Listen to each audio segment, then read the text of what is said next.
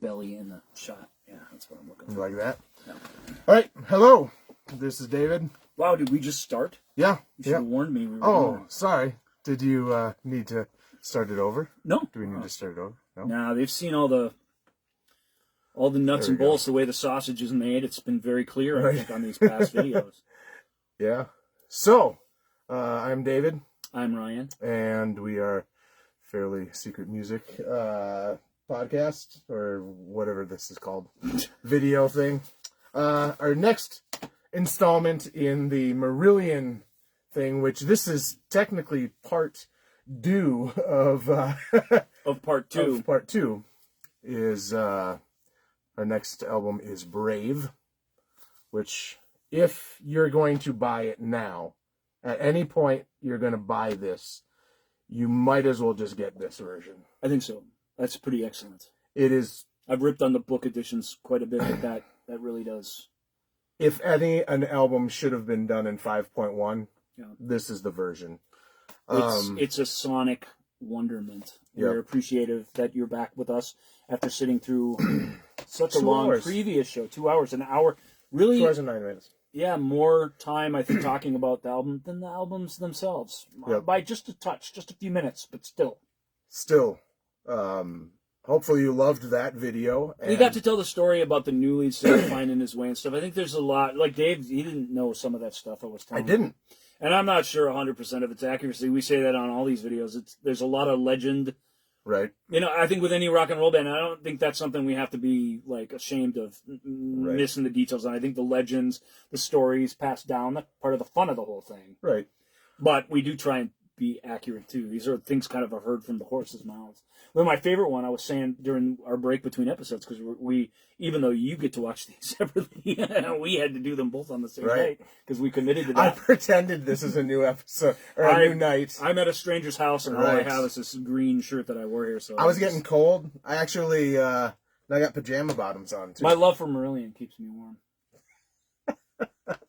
That's what happens, man. It is beautiful. But I was saying when we were in between episodes, I said there's something that Ian Mosley said that we've already mentioned on the show, but I'll just say it in his words because I've heard him say it. It's each of our albums is an answer to the last. I really do think you feel that and can make that case for every single one up until this point. I think no more than at any point in their history, this album, although its inspiration comes from a sort of amazing place, this album really was an answer to the last in that it pulls no punches. It doesn't really try and satisfy anybody but Marillion. A big part of the reason why that happened was partly because, Holidays in Eden was a successful enough album, but it wasn't the smashing pop success. It didn't get them on the radio. And as we said in the last show, they really did everything they could, reasonably, to make that happen. You know what I mean? Right. This album, they were hooked up with a producer, David Megan, who was an engineer on Octoon Baby, amongst many, many other things, but was looking to get into producing. So he wasn't a world-class producer like he is now. Oh, he wasn't? Okay. He was not a, I don't know that he was a first-time producer either, but he was a young producer who'd been an experienced engineer on many, many big records of the day. So he was kind of like the Alan Parsons. No, wait. Who did the Beatles? Who was the Beatles engineer? Yeah, Alan Parsons. Okay, yeah. On the Abbey Road record and some other places. Yeah, not all of them. Yeah. Not even most of them. Or Jeff Nichols. Yeah. But he was a really, really good engineer. And actually, I think that is the perfect match for them. Is an engineer as a producer. Right. Because the great thing that Dave Megan did, first of all, he encouraged Merlion just to be Merlion. He wanted to make the ultimate Merlion thing. And that's the voice that they needed. Us a little bit opposite. Like I said, I give Chris Neal a lot of credit for what's great about Holidays in Eden. And if you love it, you can't be mad at him. Right. And even if you hate it, you really can't blame him because they really did want those songs to be hits. They wanted to get on the radio. That was part of their ambition. Mark Kelly very proudly said, man, if you chop up This Town and everything, there's like 6 singles on this thing. Yep. As it turns out, there were 3 and none of them were hits. That's because the radio has no soul. Well, and at that point, Merlion, it happens with all bands. Merlion had their hit. Yeah. The idea that they've had hits since, too, as big a hits, but what a hit is today and what it was in 1985 by the numbers is, and especially in the UK, which is a relatively small market, Right. you can manufacture a hit by doing certain things and by getting certain people involved. You can get into that top 10 pretty easily with singles. Yeah. John Ottman did it. You know, these guys who would never have hits release stuff at the right time in the right way by abiding by the singles rules, and in a time where people weren't buying it, like teenagers weren't buying singles anymore. You could really, with the old rules, you could manufacture a hit, truly. Did you know that the newest Fish album, numbers-wise, would have been in the top whatever, but because it's an independent release, he is not able to be. Well, and the way it was released, Yeah. there's some, yeah. It's a bummer. It's a racket. That said, prog is in a good place. I mean, the Stephen Wilson solo albums have been #1 in Europe and #1 in the UK. So I mean, but what a #1 record is now, when everybody just listens to shit on Spotify and stuff, and what it was, you know, back in even in this era, in the height of the CD era, basically the early '90s, was different. And so we just kind of acknowledge that, and we'll acknowledge that when we get to some of the radio hits they had further down the line. This album has no radio hits. That's just a secret. I mean, there we'll are get some to them. that could be, but they have to edit them to be a hit. Maybe we'll talk about the edits. There are some different, interesting versions of songs from this record. Right. But this record came from a really interesting place. H heard on the radio. He's told the whole story in detail, but I'll just give you the abridged version so this show doesn't go quite as long as our last one. Right. But it's an important story to tell. He heard this version of this. The Severn Bridge between England and Wales. A young girl was found wandering, despondent, not able to speak her name or react. They thought maybe she was there to jump off the bridge, although they didn't catch her trying to jump or anything. That part's fuzzy. But he was... Or she was refusing. Maybe not. Yeah. That they didn't know whether she was refusing to say anything or just couldn't, or something like that, right? But, yeah, couldn't, wouldn't. I mean, they weren't sure. They were the call. That was what the thing was. Local authorities found this person. If you know of somebody who's missing, you know, we found her, and we don't know who she is. Right. Come claim her because she's in a bad place. Which is a very odd. I mean, think of the times even now, or even in the 90s. It was sometime in the mid '80s where he heard this. Okay. Yeah. But so it wasn't something that just happened to this album. You think of that though, it's like that's very weird. What if somebody comes and picks her up, that shouldn't be picking her up, kind of thing. Well, the people. People. Severn Bridge. Go look at a picture of it on Google Earth or whatever. It's a big bridge over this big body of water that separates these two nations that are part of the UK. I mean, you shouldn't be up there wandering around. Right. It was the authorities that picked her up, and they're the ones that sent this out over the radio where he heard this, or television. I think it was the radio where he heard it. Yeah, he did. Immediately, H's mind went to, my God, what happened to her? Right. What happened? What would happen to a person to be found in this place, in this state? And Brave is an incredible attempt, right, to tell that story, to create a backstory and the day they find her and going on past that, right? No, right up. Well, that's right. There are two versions of the ending of this. There are. Yeah. But as we know, we cannot start at the ending. We must start at the beginning. Right. But it just ain't a Tarantino film. I've said several times, and I want to emphasize it here in case I forget to later. I don't know how I could, but in case I forget to later, that's an exercise in empathy. It's what makes H such a powerful, and it's part of what makes Fish so wonderful. I talked about the empathy of Fish, and how that his judgier, harsher lyrics are tempered somewhat by him putting himself as the subject of these songs so often, that he has sympathy for them and he has empathy for these bad situations that this weird cast of characters find themselves in. Right. H, in 4 songs on this record, it literally puts himself and sings from her point of view. Unlike The Party, where he tells the story of the girl, and you really do feel it and see some of it through her eyes because of how vivid the imagery is and how great the language is. This album, he puts himself in his shoes. He does this great thing in concert when he was doing it, where, and when we get to the song, if I remember to tell you where, but where he's kind of behind his little keyboard. He's sort of done away with the gloves, and they kind of set up a keyboard for him. And on this album, it was okay live for him to sit down and do this sort of piano-y. Right. Which part? A whole bunch of them. Oh. All of Hollow Man, for example. Right. But there's a lot of moments like that where it's really just him kind of playing, and Mark's playing the kind of tougher stuff, you know, but it's this mix. And Mark has to sing by himself on Brave. It's just not on the studio version, but live he had to... The vocals are so You good. just said Mark Mark. Kelly. Really? Yes. What does he sing? When we get there, I'll tell you. Holy, okay. But I'll give you a little hint. Yeah. You could be anywhere by now is part of what he sings, which is a tough line to sing. It's a high part. Okay. But you got Pete doing the harmonies. You got H, got tons of layered vocals on here, and they didn't recreate all of them live. You know, live's different than in the studio, Right. but there was somewhere the song wouldn't write if they didn't try and recreate them. So they stuck a microphone in front of Mark Kelly's face, who had not really sang with the band until this point. And because they're a jovial bunch, would make a big deal out of it when he would sing on stage. He would make sure everybody knew this was the part that Mark was singing at this point. And this Brave experience, both live and in the studio, was a moment in a song, thankfully, where... No pun intended. Yeah. Right, where the joviality was okay. Right. It didn't ruin the story or ruin the sort of intense emotional experience that you went on. But that... And he did this thing where he tied his hair into pigtails, basically. Yeah. Sometimes he has the lipstick on, right? Yep. Yeah, he has There's very a song where he kind of dresses up like a priest almost. There's just it's you know, it's Gabriel-esque in that it's not a costume thing, but it's just taking on these bits and pieces of things that make you a character of a certain kind. Right.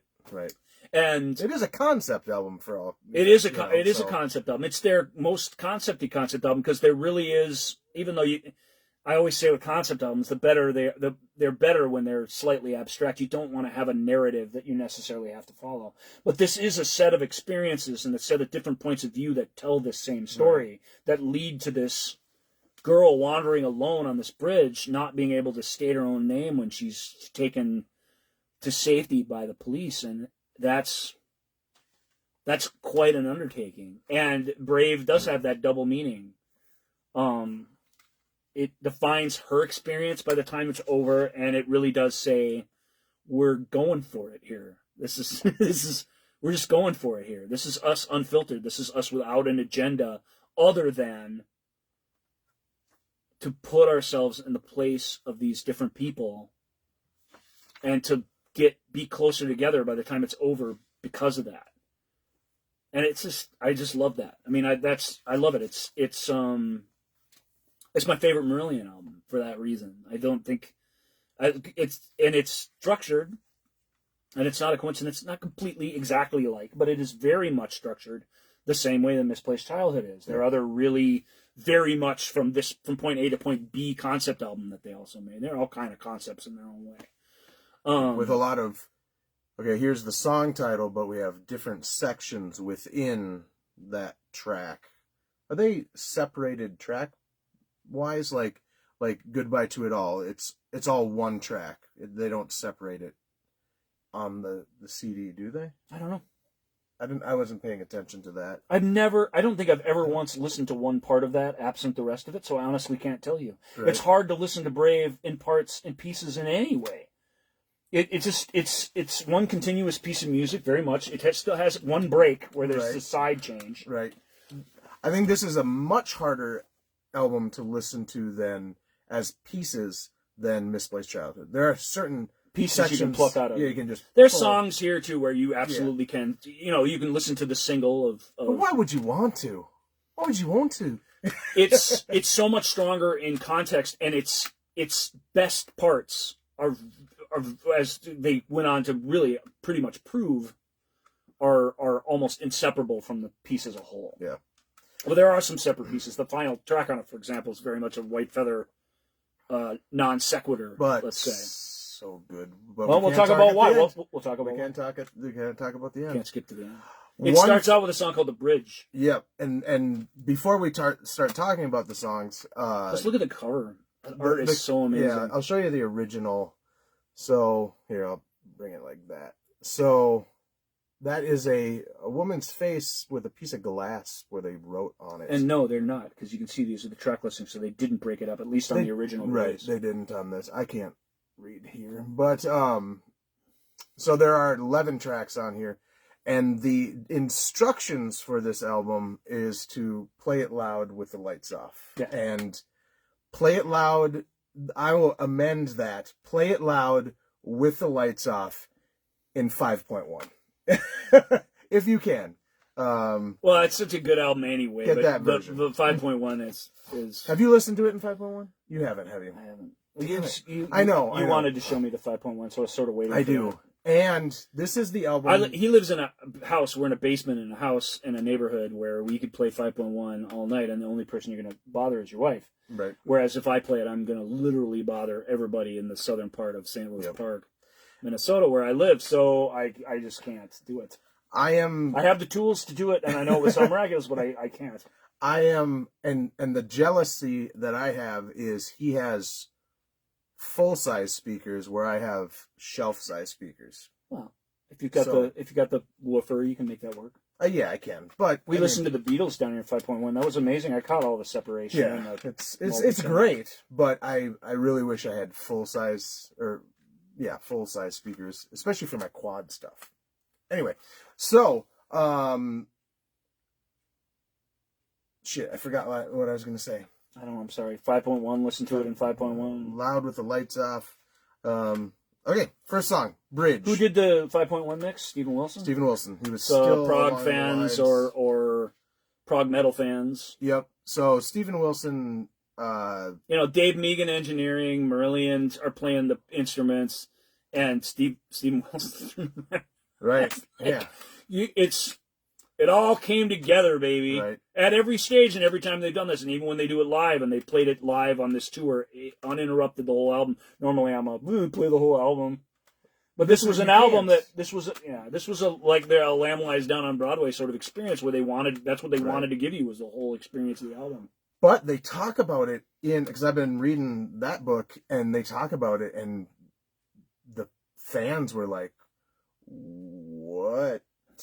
It was kind of like a very puzzled look on their fans. Well, there was a lot of there were a lot of fans who were in love with the album and were ready to have that. But I've seen them play. They didn't play the whole thing because they didn't tour America on this. When I saw them was on the tour for the following album. But they played over half the album, and they played a ton of it in sequence.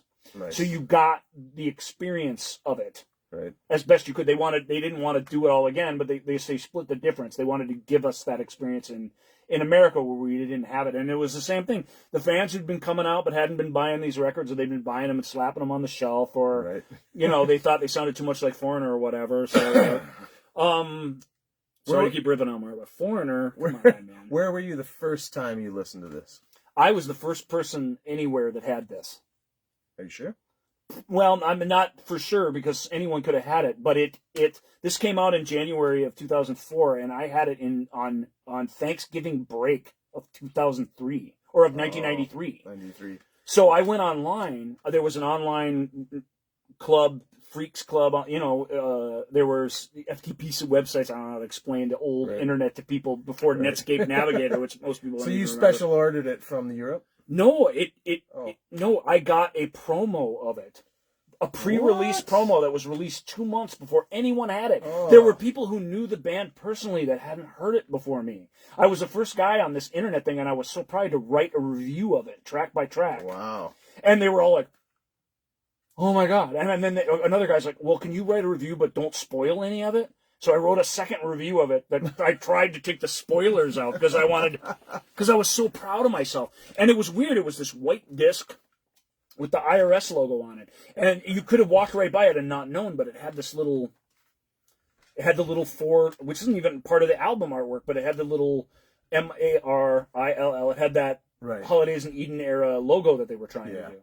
And I saw it, and I didn't know what it was. It didn't have a track listing on it. Didn't have a back insert. Didn't have a front insert. It was a disc and a jewel case. Wait, where'd you get it? Cheapo. Because I was home for Thanksgiving. Oh, man, and they used to take me back for the holidays when they needed extra work. Wait, not Cheapo, a Cheapo, Tidal Wave. Tidal Wave. Okay. And I said 2023 or whatever the hell I Right. said. This came out in 90. 1994. Right at the beginning of 1994. And I had it for about 2 months ahead of time. I bought it the day. And I can't say no one else had these promos. They were out there. But you couldn't say IRS weren't trying. They were. Right. They were doing they put No One Can in the malls, and here they were putting this thing out, and they were trying to get it to all the record stores and to get some buzz going about it because they thought it was a special cool album. It is a special cool album. It is a special cool album. But I don't know, first in the world, but I was among first the in very Minnesota, I bet you. I was among the very, very first to have it. So I bought this when I was working at Sam Goody in a city center, and I remember sitting in the vestibule waiting for the bus, but I had like a half an hour to wait. So I'm sitting there listening to this on headphones on a cassette. It was so great. I had a cassette. Yeah, and then I listened to it all the way home, probably flipped it over by the time I got home and started it over again. Mm-hmm. Just listening to it for the first time. That's if you cannot listen to it in 5.1 for the first time. Headphones are the way to go. Yeah, headphones is great because it's not a sort of bookshelf speaker play in the background sort of album. It really is something where you gotta try and get try and absorb it. And if you can do it with the lights off, it's so much the better. Just so the only thing you are concentrating on is this. I remember what I was going to say. My friend Woody, who is a big Fish fan, he's the one I went to fish with. He has never really listened to the post-Fish Merlion, and he's the guy who I'm going to have come over and listen to this in 5.1. We are going to do that too, but 3 of us, with my rules of nobody gets to talk, you can just take notes. Would be impossible. Yeah, it would be impossible. It's already hard enough for us to do 2 Merlion albums in under 2 hours. It's ridiculous. So, it starts out with the bridge. It starts out with the... It's like a foghorn. Yep. It's like a foghorn sound. It's the guitar. All it is guitar. Yep. It's a guitar. So great. It's a rock and roll guitar, with all the tricks and trimmings put on it to make it something else. And it's kind of like Sunset Town in that way that it's a thing that slowly sort of fades in and then becomes something else. Yep. So it's a beginning of an album. The bridge itself is the beginning of an album. It's not really a song, but it's a motif. It's this McCartney-esque, although it's a little more dour than that, but it's this dun, dun, dun, this very simple pop piano sound. And this very affected, whistly sort of H comes in as basically a narrator character and he's setting the scene. And sets the scene. He paints a picture of this thing for you, looking out over the bridge. I believe that's the first line. Staring out over the bridge. We fixed it ourselves, so you can comment on that if you want. He caught it, staring out over the bridge. They ask her name. Could you please explain? She simply chooses to say nothing. Which, when he says nothing, it starts the guitar part for the next song. Classic. Oh, God. Classic Rothery And guitar. I have heard, this is the one thing with these versions, they have gone back, and I remember on the message boards when this came out, people were saying that they either took something away, lowered it, or made it so it was a lot different. I haven't compared the two, but just the guitar, it's got, again, that kind of weird haunting... it's got a lot of harmonics in it, and it's a highly affected guitar. A lot of delay and stuff going on. But the delay and the harmonics make that whatever that thing is that hovers even when he keeps playing something else. Yeah, it's so good. It's classic Rothery. It's totally exposed. This is a classic Build song. Living with the Big Lie, it's called. It's literally about being born and growing up. It's very much. This song it eases you into it a little bit. The bridge set the scene, but this song could be about any of us. Yeah, you know what I mean. It's not necessarily about her. And it really isn't. It's very autobiographical about Steve Hogarth in this case. His experience of growing up a shy and sensitive kid, and now he's living with the bright lights. Yeah. Which is the very first line of the whole thing. It all began with the bright light, began- and the noise. That's about you coming out of the womb, basically, is what that Yep. is.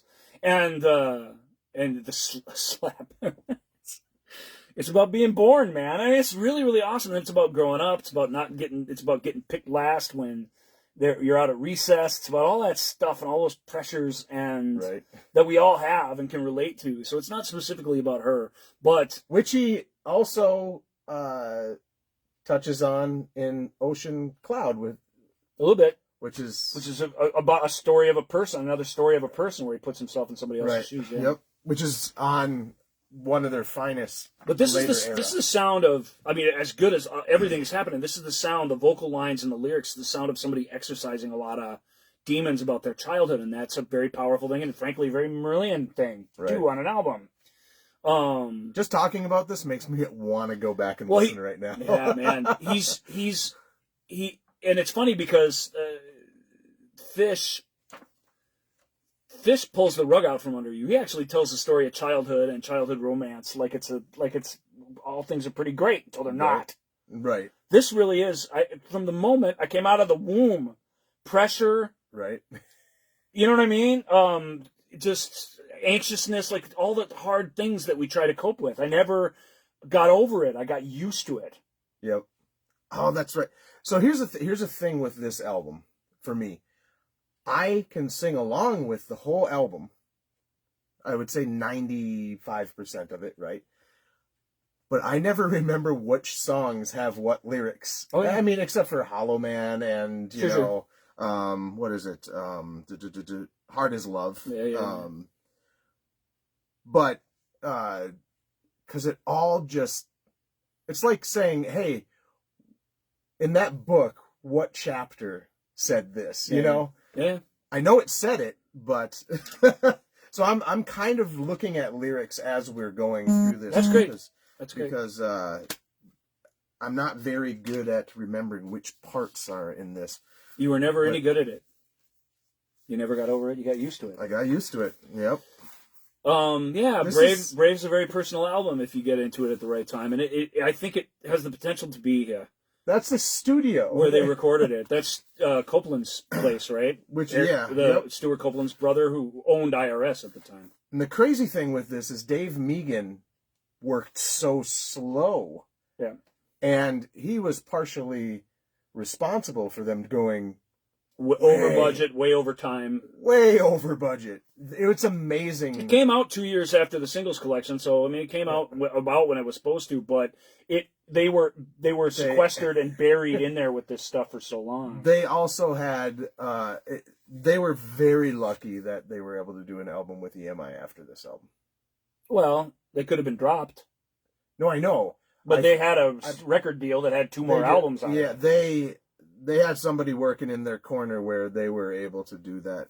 Yeah, but so they were sharing what they had as they went along, and the person working in their corner was absolutely defending how great the material was, right. And that helped. But they were making an album that was nothing like the pop friendly previous album. Right. So, so there wasn't a lot coming out where you're like, oh, there was no one can where they're like, oh, yes, you did it. You gave us the thing, that we AOR guys want to sell shit want. This was going to be harder to sell, although again, EMI did a pretty good job. They did. With what they had. I think they probably reluctantly did a good job. Well, they resigned themselves to what it was, and and they did get behind it. They got behind the tour. Everything worked out okay. But there was pressure on them while they were making it. But I just think they had to know. They had to have known they were making something special. Yep. And in a way, there isn't. I don't want to say there's definitely an us and them factor to Marillion and Fish and the band, and there has been a little bit with H up until this point, where this is a song I did, and this is how I tried to work this out and whatever, This is the first fully, here's the band, and we're working together. Not, hey, we already have some of these songs written, you have some of these songs and there's tons of moments up until this point that are like that, so I don't want to paint it in the wrong way, but this from the opening notes to the closing notes absolutely is. 5 people bringing enormously creative and vital elements to each song in equal ways. You could feel it. Six people if you include Megan. Right. I mean, because you have to, because he constructed a lot of this. Yeah. Especially the song segment songs. He was instrumental in finding, just making them play all the time, which is how they created anyway, and then cataloging everything and really recording it, really puzzling stuff together. He recorded every damn thing. This is how they've made albums ever since too. They don't do it quite the meticulous, crazy, long way that Megan does it. Right. Well, because they're shifting through things. 3 future albums of theirs, so they like working with him. They just can't afford him anymore. What was the other two? So this one, the next one, Marbles and Anoractophobia. Oh wow! I didn't know about Marbles. Oh yeah. But Marbles, so much music that they had to share the mixing duties with a bunch of different people. So he didn't mix that entire album, but he produced it. Okay. And he mixed big chunks of it. Yep. But they had 3 different mixers, I think, all of whom are superstars. Did that one. Right. So we'll get to Marbles. We will get to that. That'll be a 9-hour show. So you guys will be going, remember when they did Seasons End and it was only 2 hours? Yep. Hey, wow, that's 8 hours of nonstop Marillion. Hey, that's my house. It's the longest Merlion thing ever with no actual Marillion in it whatsoever, except unless you count Dave singing, which I do not count. Am I singing? You're singing. I didn't sing anything. Well, I sang a couple bass parts and some things, but I didn't. Without actual Marillion. Yeah. Right, there's no actual Marillion in it. Right. We show you the cover, and then we talk out the albums. We do. Living with the Big Lie is a stunner. Okay. It's a really, really good opener, and it's not even one of the stronger songs on the album. So it's like... But it's so freaking good. It's really, really good. It's so good. It's really good. So good. It's so beautiful. So awesome. The next song's called Runaway. Yep. Which is a very easily pulled out. Did you just fall asleep? Nah, just thinking of Runaway, man. Was a runaway girl all they chose to see, all they were prepared to admit to. Right. Runaway girl, too bad. Yeah, so this is... A real wild child. Quick question, what were the singles on this? This was one of them, right? No. This should have been, and we'll get to the singles. I kind of don't want to jump out of order or even say the other name. I appreciate your question, though. What you're thinking is, this song lifts out of the album. Right. This song's sort of in the Kaylee Warm Wet Circle spot. Right. This song is a great teaser for what the record's actually going to be, and it's more or less a pop song. It's goes a little crazier than a pop song at the end, but you can absolutely sell this as a single. This should have been the lead-off single. I don't know why. I'll tell you what it is later. Okay. But was this ever a single? It was never a single. It couldn't have been. They only have 3 singles, which is amazing from this album, and they just kind of started off with the wrong one, and they were behind the 8 ball the whole time. Right. This, though, was it a single? No. Should it have been? Absolutely. Yes. Should it have been the first single from the album? Yes. No question it should have been. And that's like sitting around, like, talking about the Pet Shop Boys. Well, that should have been the single. That's what synth pop fans do. Everything should have been the single. Their favorite song should have been the single. Except the one that was. Except the one that was, and that's not... So, us playing that game is a little silly, but I just... Would you say it's 6 of one, half dozen of the other? I strongly believe that Runaway, the story, and it's not a story, it's this... He's asking her these questions. I mean, they're in the form of questions to this girl. And I just think that's so powerful. She ran away from home, and the end of the song, and I don't want to kind of get into all the lyrics of it and just speak the album. We do a little of that. I don't want to do too much of it. But well, you tell the first line. Did they cry? Did you cry when they dragged you home? Which is also the last line. Right. Holy Moses. Did you cry when they dragged you home? You're actually not paying attention. Well, you are paying attention, but you don't notice it as much. It is tough to catch the lyrical brilliance of Brave your first time through, or even your 4th time through. Or even your 20th time. It's just hard because it's overwhelming and it moves pretty fast. You know how rock and roll is. You don't always understand everything that's happening or what anyone's saying. And let alone to understand it, digest the meaning of it before the next thing's happening already, and you just have to go with the flow. Right. So I totally understand what you're saying, but yeah, did you cry when they dragged you home? That's really, really strong, so it's a good one to point out. The When especially at the end, he just emphasizes it so much more at the end. It's rhythmically different, but it's the same, and it's really powerful, and he's really worked up by the end of the song. Yep. The end of Runaway, it's these couplets that just keep coming. It's not like that kind of poetic run, like you said, where you run out of breath saying it, Right. but it just, and then when you think it can't go any further, he just keeps going. It's really, really powerful. And then when he echoes that line, and that same guitar line at the beginning of the song comes back and just sort of stops. It's just sort of like it runs out of gas. Yep. And it's a stunning song. It is worthy of being a single. I don't know that it would have been a hit single, but none of these are hits, so I don't know that that's a thing. I think it would have pulled people in, though. Yeah. More than whatever hell single. We'll say what it is, because it'll blow your mind. Because it's the best song ever, and it just is not a single in any way, shape, or form.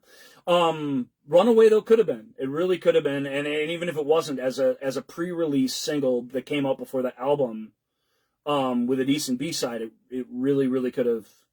It really would have helped sell the album experience, and I think it would have given everybody cause for excitement in a way that the single that came out is a great song, but out of context was tougher and was quizzical to people. They didn't know really what they were listening to or understand right what it was. So I wish I had my phone so I could look to see what the same. Actually, I could probably look right here, can't I?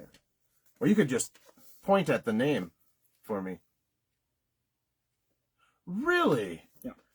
That's such an odd. Okay, we'll get to that, and then I'll say. You see why I don't want to engage in it right now. It's just weird. That's a poor choice. I mean, it's a great freaking song, but it's the best. It's a great song. Arguably their best song to date. So I get why they were excited about it, but it just in its single form and in it just Runaway would have been a great lead-off single. Right. It's a great way, Living with the Big Lie is a great way to start the album. It really feels like this is another start of the album. It's worthy of that. It felt like you got these two awesome songs right up at the top. One is the universal suffering that we all go through. The other one is very specific. Right. And both of them are just gut-wrenchingly emotional. And they have everything you want about a Merlion thing. And then the next thing you love about Merlion are these multi-part things. Yeah, like Bitter. This is really, I compare this to Bittersweet because I think it sort of goes through the same motions. It has almost the same pieces. Right.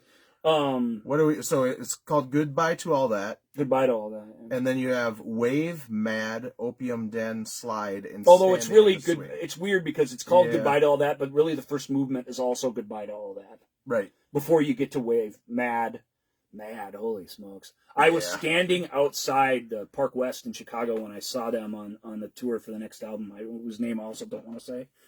Like it's a spoiler. I don't know. I'm sorry. This is just how my brain works. I don't like to. We're not there yet. So, but I was standing outside and I heard they were sound testing, and the song they were playing was Mad. I was like, they're going to play Mad.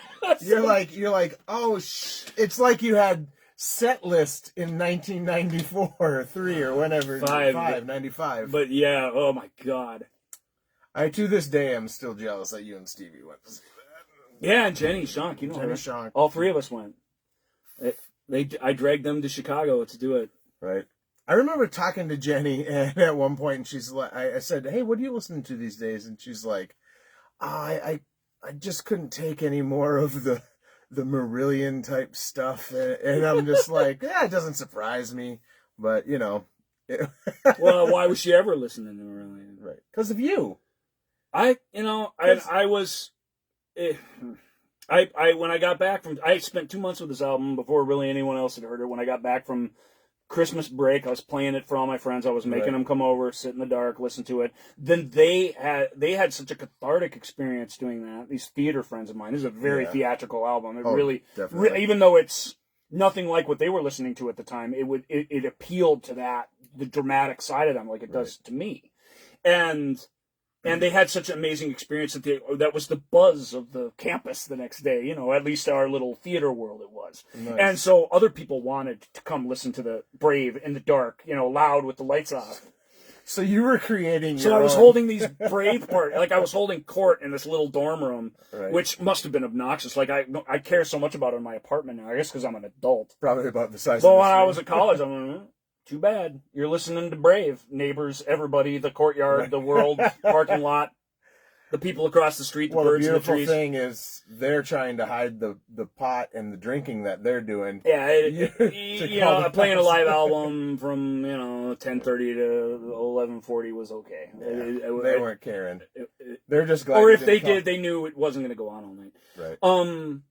Or but they were in your apartment. We kept doing that, and I did it. I don't know how many times. I countless times played this album, and in that setting, in the dark, when we had little kind of mood, little accent lights that we put up, so you weren't totally in the dark. We'd light a candle or something. Right. I almost want to do Brave parties now. I with the 5.1 and everything, I highly recommend it. We're gonna do some Brave party. That was sort of the thing. I had speakers around, and there was this cacophony of sound and this amazing emotional thing. And even if you couldn't quite figure it out, you could figure out enough of it. This is where it gets segmented, and you get these different ideas that are coming at you very, very quickly. Mad, Wave. Well, even like Goodbye to All That, it is like it's just it's a bridge. lines. It's a bridge piece. Yeah, it's a little piano thing, just like the bridges at the beginning. Matter of fact, it's the same music. Yep. We're back here, and I'm doing the narrator thing again before we're on to Wave. And then we go to Wave. Wait. Let's see. Here we go. I should have listened to this album today. Yes, you should have. I did. I listened to it yesterday. I don't know why. I listened to it yesterday in the office. I My listened to earbud this on. like This is a week- not the best place to listen Right. to Bray, but I'm like, I gotta at least get this all fresh in my head. I don't want to leave any stone unturned when I'm talking about my favorite Marillion album. It's fantastic. Wave, and then and Wave builds from that piano thing. It's something different. It builds to Mad. Tell Me I'm Mad. It's kind of like it's like, again, this is finally her speaking with her own voice. She's barking at a therapist and somebody trying to help her in this case, even a friend perhaps. Go ahead. I'm raising my hand, David. This also, but I can't remember how long it is. But it also is one of those pieces that could be pulled out. Not really, but I mean, it's good. It's so good. Yeah. They started this section with not with Mad, but with the drum thing in Wave leading up to Mad. That's how they started it. They didn't do the little bits beforehand. So it did sort of start here. Right. But it doesn't end anywhere. It keeps going and it changes, and it's not a song like you think of it. But it's more of a song in this section than the rest of it, I suppose. Right. But it's, I really don't think you can split this up very easily. The weird thing is, if this was made, you can leave now, early, you can start late, but I don't see how you. If this was made now, each of these 5 parts or 6 parts would be separate tracks, which that's how they've been authoring their music lately. That's all on digital download stuff because they get more residuals for more tracks, more. So no, it's not really the way to do it. But that's true, right? It more or less, yeah. So okay, so we got Mad, which I told you when I brought New Merlion home, the first thing I was annoyed that it was all segmented and broken up. Yeah. So I was, I go through this. I have a ritual. I mean, I listen to it in my headphones. Sometimes in bed, I'll listen to it. I kind of grow into it. I treat it like a very special, precious thing, and then I make it part of my world. I start listening to it in my car. I start, whatever. But do you randomly do things? Well, I don't know. I don't randomly do things, but either way, it's very inconvenient from a digital standpoint. Did you put them all together? I did. You did. It's not hard to do. No. I just did it in sound editor. It's not hard to do. You just pull out the track list. They connect, and then those files. And again, it's just file management. But then those files are useful to me in all these little bitty segments or stuff. I mean, if I make an MP3 disc of that to play in my car, they're going to put 3 seconds of silence between each one, or at least jump once. Right. Like, because it can't handle that. Wave files, they can handle it if you play it through a playlist, but they can't really handle it on their own very well. So it's just, Right. it's a mess when you do it like that. It makes things a mess. And there's no reason, because those songs, you can pluck pieces out every once in a while, especially with their newer albums. But you don't. They pretty much don't. I mean, other than the rare single that they do or the rare video that they do. So, and then you have an edit anyway. so put that stuff together. I mean, but that's neither here nor there. Right. This is a multi-segmented thing. You feel the segments change even if you're not reading along. You can tell when one thing stops and another thing starts. And it's musically really, really brilliant because it is just not encumbered by any sort of song structure rules. So you're able to change ideas quickly. Right. And in the thing itself, while it doesn't build steadily, it has this weird energy that it goes through. Yeah. Where it builds emotionally into the final song of the side. And then, so Mad is the one, I think you could kind of lift that for, like, if you were making a mix CD, but it has kind of things that kind of repeat a few times in it. Yes. Whereas a lot of the other portions and if you steal the intro from the previous song and make it an intro to Mad, you may have something. Right. But a lot of the stuff in these little segmented versions or songs, you can't, because they only go through it once. Whereas Mad has some Mad has, it's 3 pieces basically. Yeah. Mad's great. Mad's really powerful. It's really angry, just like the title says. It's very straight and to the point, and it's significant. It's most significant because it's the girl on the bridge. She's the one saying this stuff. It's the first time in the album where that's happening. Right. And those are, and that's the first time in concert where does he come out with the pigtails? Nope, that happens. Happens at the end of later. Okay. At the end of this, it happens right before the next real proper song. Okay. Where he really wants you to know. I've never seen him live. Where he really wants you to know. That song, and this one was kind of controversial at the time, but this is one of my all-time favorite Merlion rockers. We sort of skipping to the end of say goodbye to all that, but we have Opium done. Which again is brilliant. It's one of those brilliant Merlion, mostly instrumental passages. Is Opium Den the where the bass has a very and then it goes dun dun dun dun dun. As a instrumental, you don't think of them as an instrumental band, but when they do instrumental sections, especially like this, you're just like... Well, you've already mentioned the playouts to Season's End. Right, yeah. But, I mean, this is more than one of those playout. This is like full band kind of grooving, actually. Yes. And it's really not something that they've played with. This is the album it's a Dave Megan special. Right. He heard this thing, he recorded it, and then he spliced it in here for him, and here it is. You got to do this. Right. And it does. And it fits so well. And the cool thing is it has like a groove that they've never done before. I was going to say one more thing. I can't remember. Sorry. That's all right. I interjected and you lost your train of thought. Oh, I remember. But this is also the album where bass becomes, like the bass guitar, becomes so much more presence in their mixes going forward. Yes. But this album and the next one are the bass albums. My God. It's like Pete Troavis and those other 4. It is over, and I mean this is how Megan, this is how he sees music. So this is his touch on it. Right. But it is in many spots. Although there's a lot of variety to it. But in many spots, the bass it overpowers the drums somewhat even. Yep. And that's always been a thing that that they kept sort of in balance, or that that's the traditional way that you basically mix music is you keep those things. They interact with each other in these key ways, and so you keep evenly, And go ahead. So this version is the one that a lot of people Well, that's just the regular CD from 1994. Yeah, that was the version that a lot of people liked over this. So just in case, which is even bassier. This is to an album that was already bassy, super bassy. Yep. But again, I listened to this one again in prep for the show, and I love the way it sounds. I love that powerful bass. If you like that, it really is miraculous. Down here, I can listen to this all day in my car. What do you listen to Brave in your car for? Right?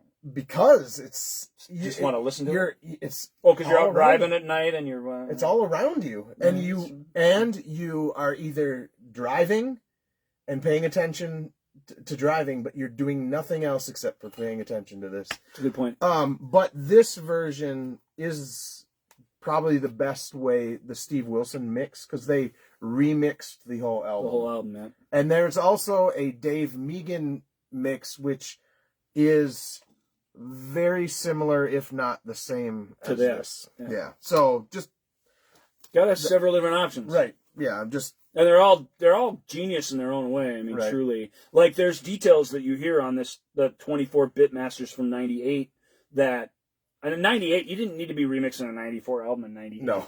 So that's part of the reason why it's a little weird. I'll stand up for Heart of Lothian because like it's 2 minutes in one song, you know. And yeah, you'll be fine. The song ends and there's another song coming. It's not like that. But it's extremely like that for much of the album. Right. But there's more to it than that. It's also the album. This version of the album compared to the original '94 mix or master has been normalized just slightly, and that does bring out a lot of really cool details.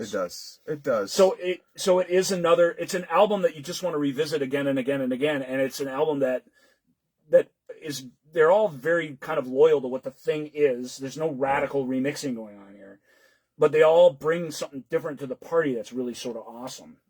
A good bit of advice is do not listen to this on shitty speakers. Especially if they cannot. You'll know right away because that we talked about it. The foghorn sound from the guitar.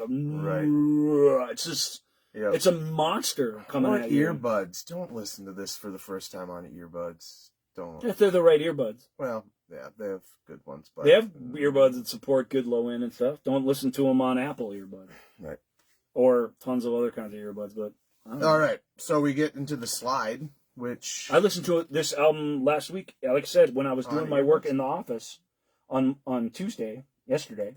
Or I guess you have good earbuds. 2 days ago now because these videos are taking so long. Right. But yeah, I do have good earbuds, but I literally listen to them, you know, 198 kps MP3s through an old school iPod Classic into $12 Panasonic earbuds. But I did a little research and I made sure when I buy earbuds, they can handle bass. Yeah. And even though they're poorly made because they're made in China garbage, they're $12. They're not $98. Right. They're $12. So I just buy 7 of them when I buy them. Right. And every 4 months I got to open up another package because they're falling apart. And you've heard the album hundreds of times. Yeah, but it sounded awesome. That bass, it was felt, even just sitting there. I couldn't believe it. Right. I couldn't believe it. So yeah, in concert he ties his hair up in pigtails, and the next song starts called "Hard as Love." Oh well, standing in the swing. Yeah, but then we get then we get "Hard as Love," which was this ever a single? Nope. No, which is weird because it could be. I mean, it doesn't tie to any other songs. It could be. I remember the arguments about it. I remember the again Marillion fans. God bless them.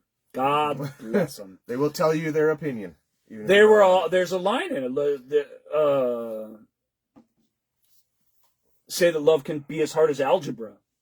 And they were all, algebra's not hard, and they're all explaining to each other why algebra should be easy for everybody, and what, you know, because they're all these... and you know, and then you've got people trying to defend him. They're like, well, maybe algebra's difficult for H. Maybe he has hard time with algebra. And I'm like, you people, it's a teenage girl saying this to you. You've got to wrap your brain around this concept. In concert, you can't deny it because he becomes a teenage girl before your eyes. It's really, really cool. This is it happens during Standing in the Swing. Okay. And then Hard as Love starts, and you get this anthem about, It's miraculous. It's wonderful. It makes you all this stuff, right? All the stuff that love makes you do and makes you feel. And yet nothing's ever been as hard. Nothing. It's actually true. It is true, So and true. but it's told in this awesome way that somebody experiencing it for the first time is figuring it out. Right. And it's a great song. It's one of their best rockers because the context really helps. A lot of times when they write a rockin' tune, what you get lyrically is hooks in you, and that's could be worse. Right. But that makes the thing sort of a piece of fluff. So you get a rocking song with a sort of fluffy, Right. easy, rocky lyric, or worse, a song about rock. Right. This is a teenager just going through it all of it, all of love at the same time, Right. coming at you in a cacophony of sound and rock and roll. And it tells you all the things love can put you through. Yeah. It's a fantastic lyric. What is it? It makes you hungry, and it makes you high, and makes you suffer, and it makes you cry. But it's all worthwhile. It's all worthwhile. Nothing's ever been as hard. Hard as Love's great. I mean, it's fantastic. It really, really rocks. It's got a great sort of Hammond B3 sounding thing in it. All the staples of a good hard rockin' song. A really, really good, very busy, uncommonly busy solo for Rothers. Really, really lets it rip. Did they say why have they said why this was never as a single? Or did they ever consider it as a single? They've tried to justify what the first single was, but no. Okay. And if I'm picking 3 singles from this album, this would not be one of them. No, it would be Runaway. Well, Runaway would have been the lead-off Right. single, in my opinion. Yeah, that would have Right. been one of them. But this wouldn't have been one of them. The one of them they unquestionably got right, but it was too late by the time they put it out.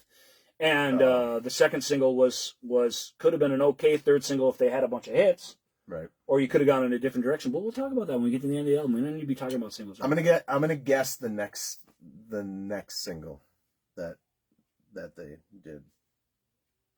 No. Really? Okay. So I have The next single is actually the next song on the album. I love how I have the singles box set. I could just look at the damn. It's hard though. It's hard to look at There's the too back much. of that and see it. There's a too lot much. going on. So we get Hollow Man, which starts out with piano. It is Right. piano, the whole thing. The whole thing. It's a dark piano ballad. Yeah, there's no time where they break off, and there's no solos. There's no nothing. It's piano the whole time. Again, see, this is why. And it's the same. We've heard this before. Goodbye to All That, the bridge. This is kind of the same, but it's not the same. It's not the exact same. Right. But it's that same, I call it McCartney piano. I mean, everybody's been doing this all the time, but it's that vertical thung, thung, thung, thung. There's Right. none of that in Marillion until H joined. That's how he writes these songs this way. He's written a whole bunch of them this way. And this album is sort of based around that. Well, and that was playing chords, changing, that was why. moving bass lines. You know. Again, sorry that I didn't refresh. I listened to this album 4 weeks ago or something like that when I started asking him, hey, let's do these videos. And I was like, let's just skip the fish stuff. And he's like, what? You cannot skip the fish stuff. Skip the fish stuff. Right. Just even hearing you say I it know. now out loud, You it should sounds just slap me. sounds right absurd. So I haven't listened to We're this right in in a the while. middle of talking about Brave, and fish is the furthest thing from my Right. mind, and yet you So can't skip the fish stuff and do it later. That's insanity. No. It's insanity. He's right. But I think the reason why I was Because thinking, this is what we all go through phases and where we're into something, right. and you wanted to talk about the thing you were into. Well, that was part of it. But what I was going to say is the reason I forgot that this doesn't have any other band stuff is because we've already heard that. Well, there's other band stuff in it, but it's not a song that like where it goes into some instrumental patch or whatever. It's this very simple. You really can play it. One guy on a piano singing it. That's the feel of the thing. Remind me, are there drums in this song? I don't think so. But you can't know for sure, so I don't feel quite as bad. I don't think so. And if there is, it's not drumming like we're Right. experiencing in something like Hard as Love Right. or even some of these other songs. So this was a single. It was the second single from the album. Yeah. We can Which talk about is that because we've hit it. It's very weird to have this as a It's single. a third single at best. And that's not because it's not a great song. It has a really, really great video. Some cool thing about Brave, and we're at the flip of the album, so we can maybe take a break and talk about it. Brave has a film. They made an entire film on this album. Richard Stanley. I've never seen it. The director of... It's awesome. Is it? Well, I mean, it has a different ending than the album. That's gonna make you sit up straight. Right. But it's great. The images in it are fantastic. I mean, Richard Stanley's a very, very gifted director. He directed. He's most famous for directing the late '80s low budget sci-fi film Hardware, which is a story of a robot that comes to life in this chick's apartment. She spends the whole night trying to survive it because it's this evil military robot that just wants to kill everything. Remember that. I've never seen it though. It's a movie that makes an impression, and it made him a legend. You know, he went on to try and direct the Marlon Brando, Val Kilmer version of Island of Dr. Moreau, which he was promptly fired from. And then he never really made. For decades went by, and he never made anything. Maybe he should have tried. This is what he did in between. This is what he did in between those projects. He should have tried to do a Dune, like everybody else. He came back. He made a Lovecraft film that was very popular with Nick Cage a couple years ago, and he's back. He's going to be making these indie movies. I mean, he did Color of Space? Yes. Okay. If you keep him within a realm that, where you're not giving him movie stars or anything. Nothing against Nick Cage, but I mean, that was a kind of indie little movie. It didn't need to be a big hit. It could be weird. But Brave is great. Visually, it's stunning. And then all you did to make the videos was you just brought the band in, they lip synced to the song. Right. And then you intercut it with all the stuff you already had from this movie. And and all the videos for Brave are fantastic. I don't think I've seen any. They're the best videos they made because you got a real filmmaker who's filling in the gaps with these incredible images. Right. H is in the movie. The rest of the band's not in the movie, but he's in the movie as this. He shows up and he's like a character in it. He's like this weird angel character that keeps appearing to her and probably trying to help her. Not really sure. Right. Maybe it's a drug dealer. Well, you know what I mean? You're not really sure. It's weird. It's abstract and weird. And Stanley went nuts with it. He had a little budget, but he just went nuts with it. And it's full of dissolves and black and white muted colors. And it's just fantastic. And the Hollow Man video's absolutely great. And that's why, because it's just faces kind of fading in and out. And right. It has that dreamlike sort of dark lullaby. Hollow Man really is we just got to the heart of the thing with this girl, and Hollow Man really is a step back outside of that. It's this person who's a witness to this thing, and his inability to feel. The lyric is astoundingly good and poetic. This is why I brought him in, because just the last thing, he doesn't even sing it. He just whispers it. We're tin-hearted, and we rattle when we're shaken. That's so evocative. Right. I can hear what he's saying. Right. With words. Tin-Hearted would be a good band name. Oh, man. I mean, there's already a Hollow Man. I don't like that name, though. Well, it's weird. There's a phallus to it as well that people used to tease back in the day, I remember. But I wasn't Hollow Man also a... It's a poem. It's a famous poem by somebody. The band Idiot Flesh did a song based on it. But anyway. I've always been a big Idiot Flesh fan. Are they good? I don't know what that They're is. kind of like almost like a... I can almost promise you that if I see Idiot Flesh sitting on this shelf, it's not... I'm walking the other way. They're kind of a rock and opposition kind of... that makes sense. Like, if you took elements of Henry Cow and Thinking Plague and put them with Mr. Bungle. Oh, wow. And had a guy who can sing fairly low. That actually sounds kind of awesome. They are bizarre, and their bass player is amazing. Anyway, Idiot Flesh. Idiot Flesh, or they became Sleepy Time Gorilla Museum. We got to do Fish and maybe H solo, and then after that, we obviously got to do Jafria, because that was very popular. Jafria. And then after that, perhaps Idiot Flesh. Idiot Flesh, Sleepy Time Gorilla Museum, and then they became Free Salamander Exhibit. So they don't have good band names. No, but that last one is a fantastic band. Well, I really like Sleepy Time Gorilla Museum. Me too. They had an album called Grand Opening. Excellent. and the Sleepy Time Gorilla Museum. I like the complicated of band Natural- name with the simple album name. I think Right. that's a nice touch. Yeah, they had a song called "The Donkey-Headed Adversary Opens the Book for Discussion." Nice. Donkey-Headed Adversary of Humanity opens the book for discussion.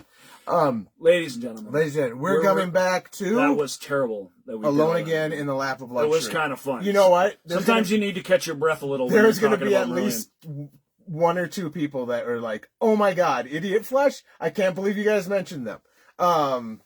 They came up somehow, Right? That's because only in David's world could they That's possibly been, Although that, honestly, the more you talked about them, the more it piqued my curiosity. Right. It worked. Well, I'll give you some samples at a later date. Hollow Man is just a piano ballad full of dark imagery, and again, a guy, it's kind of like the guy from this town. It's a guy who's very much ashamed of what he is.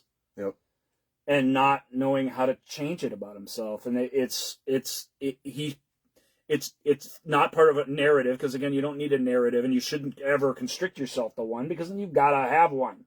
Right. You couldn't have a song like Hollow Man then. Hollow Man is just another thing in this world.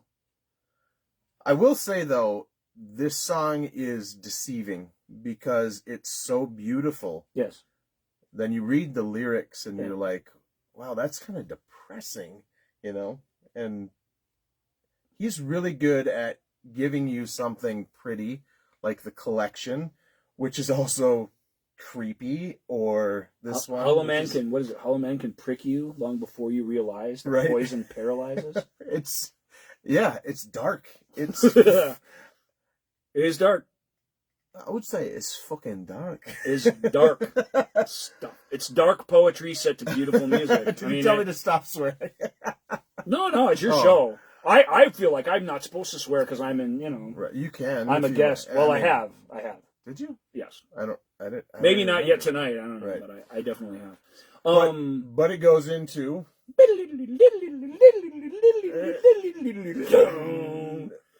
And then Which a is sort of familiar riff starts to fill the speakers. Wait, this was the second single? Yes. Again, No, I think it's a great second single, because I think Runaway is the first single. No, but it wasn't the first single. Another No, song correct. was Another the first song single. was the first single, right. Why This wasn't... was the third single. Alone Again in the Lap of Luxury. Oh my God. Why... out of the three And like I said, it's perfect, but it's too late. Right. Out of the three singles, this should have been the first one. Maybe. I think Runaway makes it better for a single, if you're going to have it be a single. But they didn't make it, so we can't add that in there. They But didn't. out So of- how did they go from that to Hollow Man and then finally this? And as a matter of fact, it's my... Dave, to the point that it is my strong belief, and I can't prove this because I don't know, Right. but it really feels like this song is such a good single that it's the only reason there was a third single from this album. There's no reason it should have a third.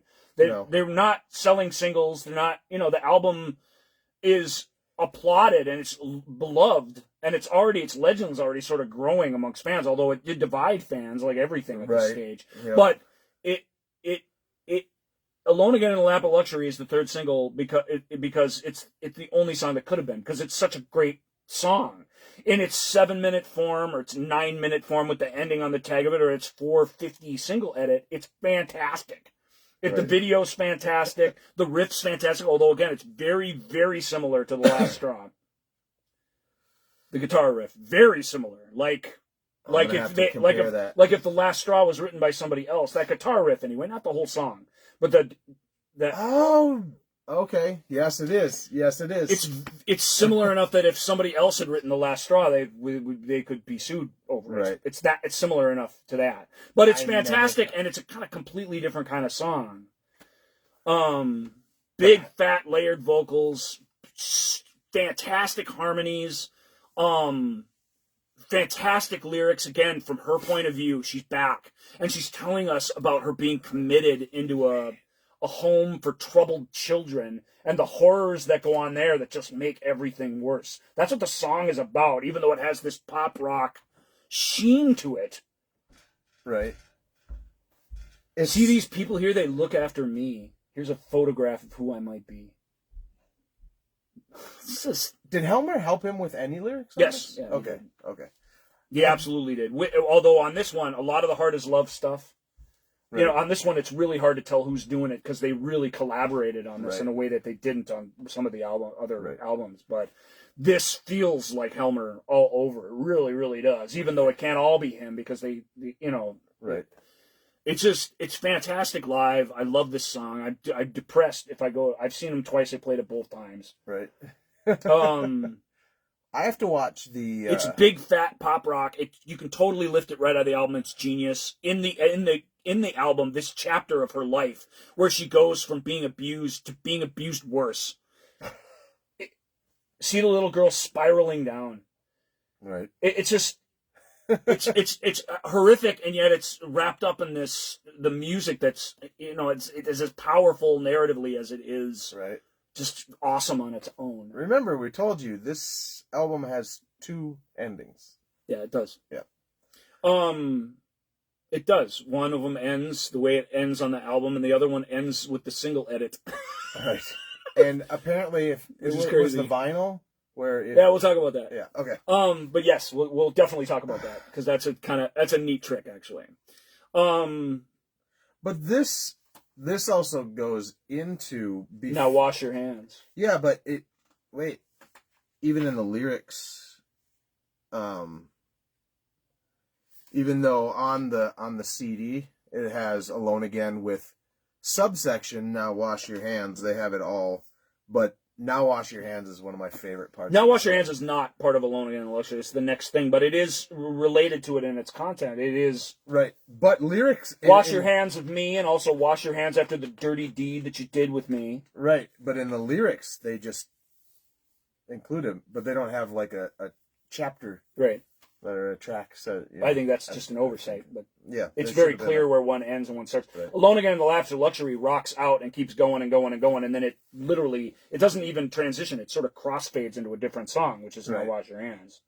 And vocally is so freaking good. It's falsetto vocally, and it's just a simple thing. You can read the lyrics to Now Wash Your Hands. Well, I guess because you can't find it. No, it's right here. Now wash your hands, you give up hope, you settle down with your favorite soap. Now wash your hands. So is that the whole thing? That's the whole thing. Okay. Well, now wash your hands. You keep saying it over and over again. Right. Yes. But settle down with your favorite soap. You've given up hope. There's obviously a biblical reference there to Pilate washing his hands of Jesus. That's the cliche that they're playing on about this person being completely given up on, abused and given up on. Right. Abandoned. They sent me here to this place because they don't want to deal with me. That's why I'm here. They sent me to this school in the park. They said it would be good for me. Still, here are the other kids crying in the dark. Alone again, in the lap of luxury. Is this the... This part of the album is just so miraculously good. Quick question. Hollow Man into Alone Again is just... What is the section, the song, where... There's a lyric, you'd never let him get his hands on you again. Is that in this one, or is it in Mad? It's Faction. That's in Runaway. Runaway. Okay. Okay. That sets up the scene really well, too. Runaway's fantastic. Runaway is about her, specifically. Yeah. And it's not told from her point of view like this is, and that's the power of this. Right. But it's her story, no question. That's where her story starts. Yep. And because I really think Living with the Big Lie is all of our stories, and that's a unique way to start it universally. Right. Why Runaway wasn't a single? And that Goodbye to It All, which is a weird thing to call it, but Goodbye to It All, that whole suite is these different, strange mood swings and adventures that she goes on. Right. Truly, as a runaway, that's how I've always viewed it.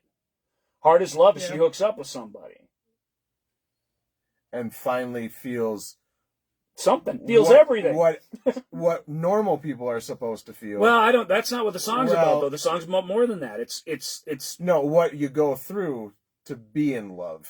You know, everything it does to you. But that's not a particularly positive song. No. Then it goes... It's called Hard as Love, so it's not I found love. I mean, I found love, but love's hard. So, Paper Lies is the next track. Yeah, Paper Lies is the second least related sort of track to the rest of Brave on Brave.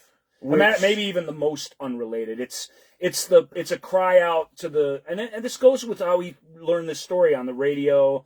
The little segments that you hear, you never hear the full truth. He's railing against media and the press and even people gossip, just where it takes on a life of its own. Paper Lies, again, is a big-time rocker. We've already just had a big-time rocker. And it could have easily been lifted out again. Sure. I don't think Paper Lies makes a very good single. No, it doesn't. But, I mean...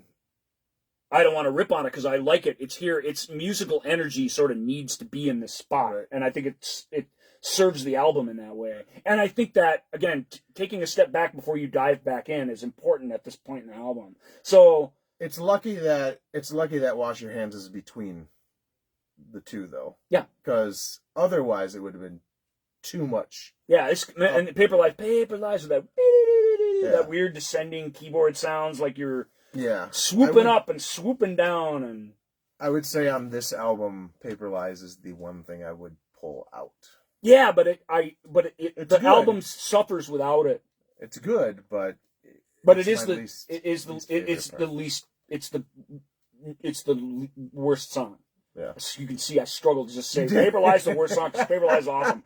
But Do you need to apologize to Marillion right now? It's the weakest track on Brave. It just is. But you can't go from Now Wash Your Hands into the next song. It really needs to be here. You need to step back before you dive in. And it serves that purpose, not just musically, which it absolutely serves that purpose, but thematically, the story getting twisted is a big part of this, and it's okay that we tell that from an outside point of view. Right. Because this really does feel like the narrator, the singer, the writer is having his own thing here, and it doesn't necessarily have to do with her.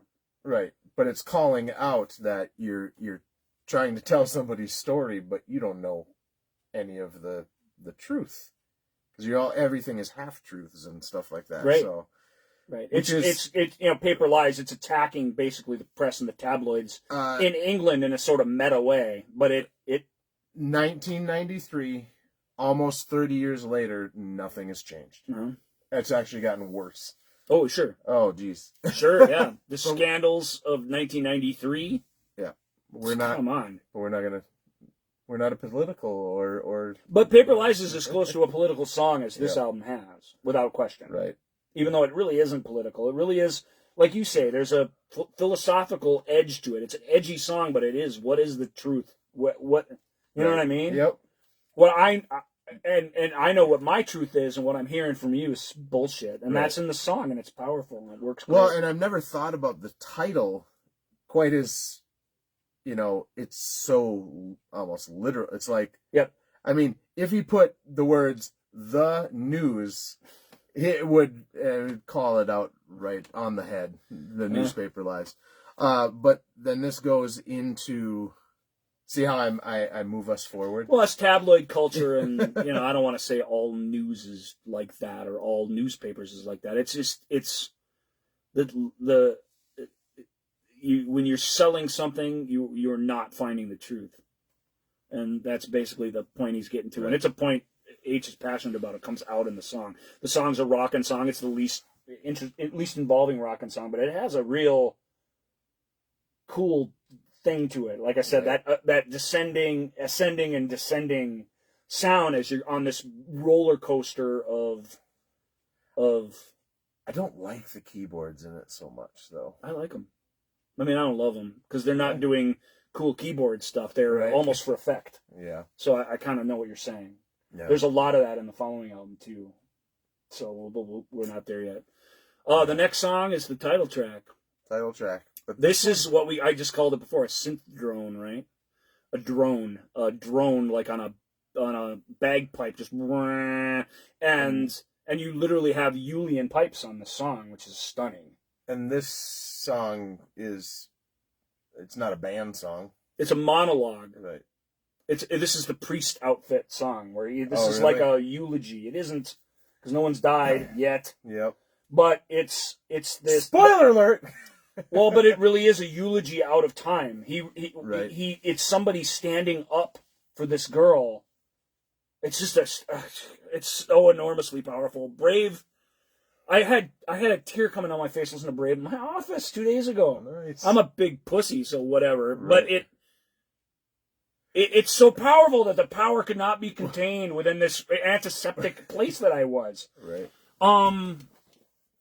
What a brave girl.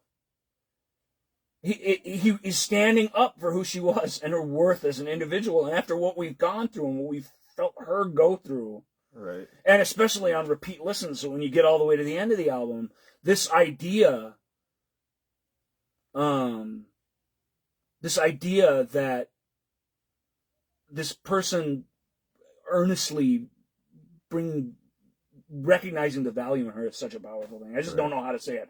This really is, and in concert, it's the same. It's a monologue. This is really Steve Hogarth's moment where he's telling you what he thinks about this. Right. And you feel that when he does it. In concert, you feel it when you hear it in the song. It's so strong. She's the reason for all this. She matters. She's gone now. Yeah, this But is one of those, she aches.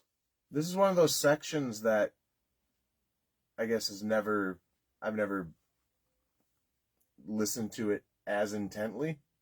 Now you're making me, and since we It's my started favorite this, Marillion album. We're And gonna- Brave. And it has, and in the middle of it, it has like you were talking about, it has that quiet, diggity, progressive instrumental section. It Right. turns into something else before it comes back to the eulogy again. And that just, it carries on, and it has so much emotional power. But that very much reminds me that little middle section of Brave of all things, because this is the furthest thing from Frisch Merlion as you'll ever find, and yet here, right in the middle of it, is this classic Merlion. Can only be Merlion.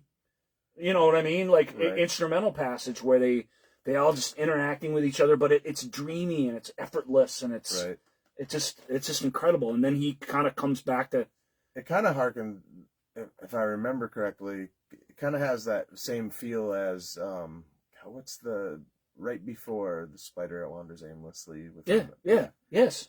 What is that part called? The spider wanders aimlessly Within the warmth of a shadow. I don't know. That's tougher for me. Sorry, it was hard enough for me to find that line that you said in Runaway. I got to sing the whole song before I can get to where. Oh, it's that song. So let's not talk about whatever that is. But yes, it is like that. It is classic Marillion. Classic Marillion.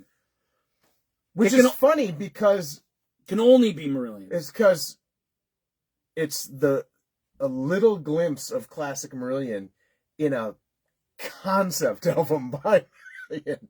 You know? Because really none of this album sounds like anything they've really done before. To me. This sounds like a no, it's all building off of everything we've heard. Partly I just listened to this stuff, but when I listened to The Party, I thought, my God, Brave is being born here. I will give you that. The Party could be on this album. It could be the fourth song on this album. But like listening to this one and listening to Misplaced Childhood, there are similarities. I mean, in structure for sure, because they're both concept albums, but Misplaced Childhood has still that very neo-prog kind of feel, whereas at this point... the neo-prog is gone. They've metamorphosized into something... The prog isn't gone, but the new wave sort of 80s punk, post-punk attitude, all that's gone. Right. And Fish didn't even take that with him either, so that just went away because this is 1994 now. Right. In the heart of the grunge era, this album came out. So if this had come out, I would, I don't know. Had this come out at a different time? Was it 93 this came out? Did I get my years flipped? I got it right here. 1994. 94. It was like January 90. It was like the January 4th or something. Yeah, it was a cold day. It was a cold day waiting. It came right out at the very beginning of the year, but yeah. And I had it the previous year. Cold day waiting for that bus to pick me up. It's okay. I got the years right. I'm sorry. I just had this moment of doubt because I was getting emotional. Brave comes back, the main melody, although it's changed somewhat. It's gotten prettier and more positive, even though where we're going isn't a really good place. It's a benediction basically, and then the culmination of it all, and it really is, like I said, and it was the first single off of Brave album. It's called "The Great Escape," and it starts out heading for the great again. Hollow Man, the bridge. It's the same. Yep. That's why Hollow Man and Great Escape, because I think, is it the same chords that he's playing? It's similar. Yeah, I don't want to say the same because I'm not that clever, but because then it has a similar feel. It's a motif that they repeat throughout the album. As I said right from the beginning, the very first thing you hear him do is that same. Right, and they're all different, but they're all kind of the same thing. Here's where we get the copyright strike. But yeah, it's, if you're not paying attention to what section you're listening to, you don't have to be, or you can be. Then that's why I was confused with Hollow Man, because I was like, wait, isn't there a band in there? But Great Escape is what starts you're out, yeah, and then it becomes something else. Such a band. I mean, it's a great song. It is in the conversation of their greatest songs. It's the climax of this record and this story, and it absolutely pays off in every way imaginable. Emotionally, artistically, musically, all of it. It all comes home to roost in this thing, this story of this girl who's come to terms with her own life up until this point, and is... It's sort of defiant to the end. Don't ask me why I'm doing this. This is, of course, Fallen from the Moon. This is, depending on which version of the song you listen to, this is either there or it isn't. Right. But you wouldn't understand. You couldn't understand. The bridge is not a high place. The 52nd floor. Icarus would know it isn't far to fall when you've fallen from the moon. These are the lyrics. It's so good. It takes your breath away. It's so good. And so emotional. And but Great Escape, why it's such a weird single. Although, again, that part I just quoted, the sort of big ending of it, the big, glorious, beautiful... Well, because they didn't do all of that in the single. No, it's the unhappy ending. It's the ending where she jumps that was the single version. Right. So there's two versions of The Great Escape. There's a single edit where she summons the strength to let go and falls to her death off the bridge. And that's literally the single version of it. It's also sometimes called the Spiral Remake. And the reason it's called the Spiral Remake is because there was a version pressed to vinyl, the first version pressed to vinyl, which I believe was a vinyl double album. It had to be, because it's like, it almost takes up the whole CD, so I don't think you could put it on one record. But on the flip side 4, depending on where you started the record, there's two versions of the last three songs. Yeah, two grooves. And one of them plays the sad ending and just a bunch of waves rolling up on shore like the beginning. Right. And the other one plays the ending with there's a whole nother song after Great Escape. Which is? Made Again. I feel like we're moving on from Great Escape too fast because I just sing its praises all day. But Great Escape, we can come back. Great Escape had to be, I mean, just without getting into the details of it, because it's what he says, and it's everything, and you really have to hear it. But it Wait, what did I say? Well, it's what you said. It starts off with the simple motif and then grows impossibly into something sort of different, and then majestic, and then it just becomes again another thing, Falling from the Moon. There's three parts to the song, and again it's called The Great Escape with two subparts, even though it's three parts, where the first part is the title of the whole thing, which is weird. So what section did they dropped Falling from the Moon, and they just added this little coda that he sang. Oh, they did. So I have never listened to the single edits. I've never listened to the single edits. It's sometimes called the Spiral Remake. Right. I bet you it's on this book set. It is. Right there. Alternate ending. It is. And it should be, really, it needs to be on every, because it's how the movie ends. It needs to be on every version with bonus tracks that comes out of this, one way or another. And that's the one where she jumps. Yeah. She doesn't jump. She lets go. Oh, okay. Let's go. Well, that's what he does, the words he uses, and it's an important distinction. She doesn't go up there in a rage and jump. Right. She sits there, thinks about it for a second, and finds the courage to let go. But she's not like Satan, who's like, Whereas falling, they say I whereas fell. the story that inspired I this, was pushed. the story that inspired the story, she doesn't fall. We're not even sure she was there to jump in the first place. Right. But We she don't was. know anything. We don't know she's suicidal. We just know she was despondent. Right. Fallen from the moon. Although again, that phrase, the bridge is not it isn't far to fall when you've fallen from the moon. It does suggest she's ready to fall. She doesn't necessarily. You just don't know. You can sort of draw your own ending. The single edit, she goes off the edge of the bridge. There's no question. Right. It's interesting. It's interesting that there's two different endings because the ending is important, and "Fallen from the Moon" is the cathartic part of the song. So it's when you take it out of the song, what is the song? It is dramatically lessened. Well, and yet it's the only way it could have been a single because you can't have a 6 minute and 10-second single or whatever. Well, here's the bad thing with CD in this case is you get the unhappy ending or the more depressing ending, right? And then you have Made Again on No Matter What You Want, you know. No. Yeah, it's on here. Oh, yeah. No, but that doesn't have the unhappy ending. The album version has "Fallen from the Moon" on it. It doesn't have the single edit unhappy ending. The album ends in a more ambiguous place. Oh, that's right. Okay. So the alternate ending is where she dies. The single version of the song literally ends in a suicide. Okay. Couldn't end any other way.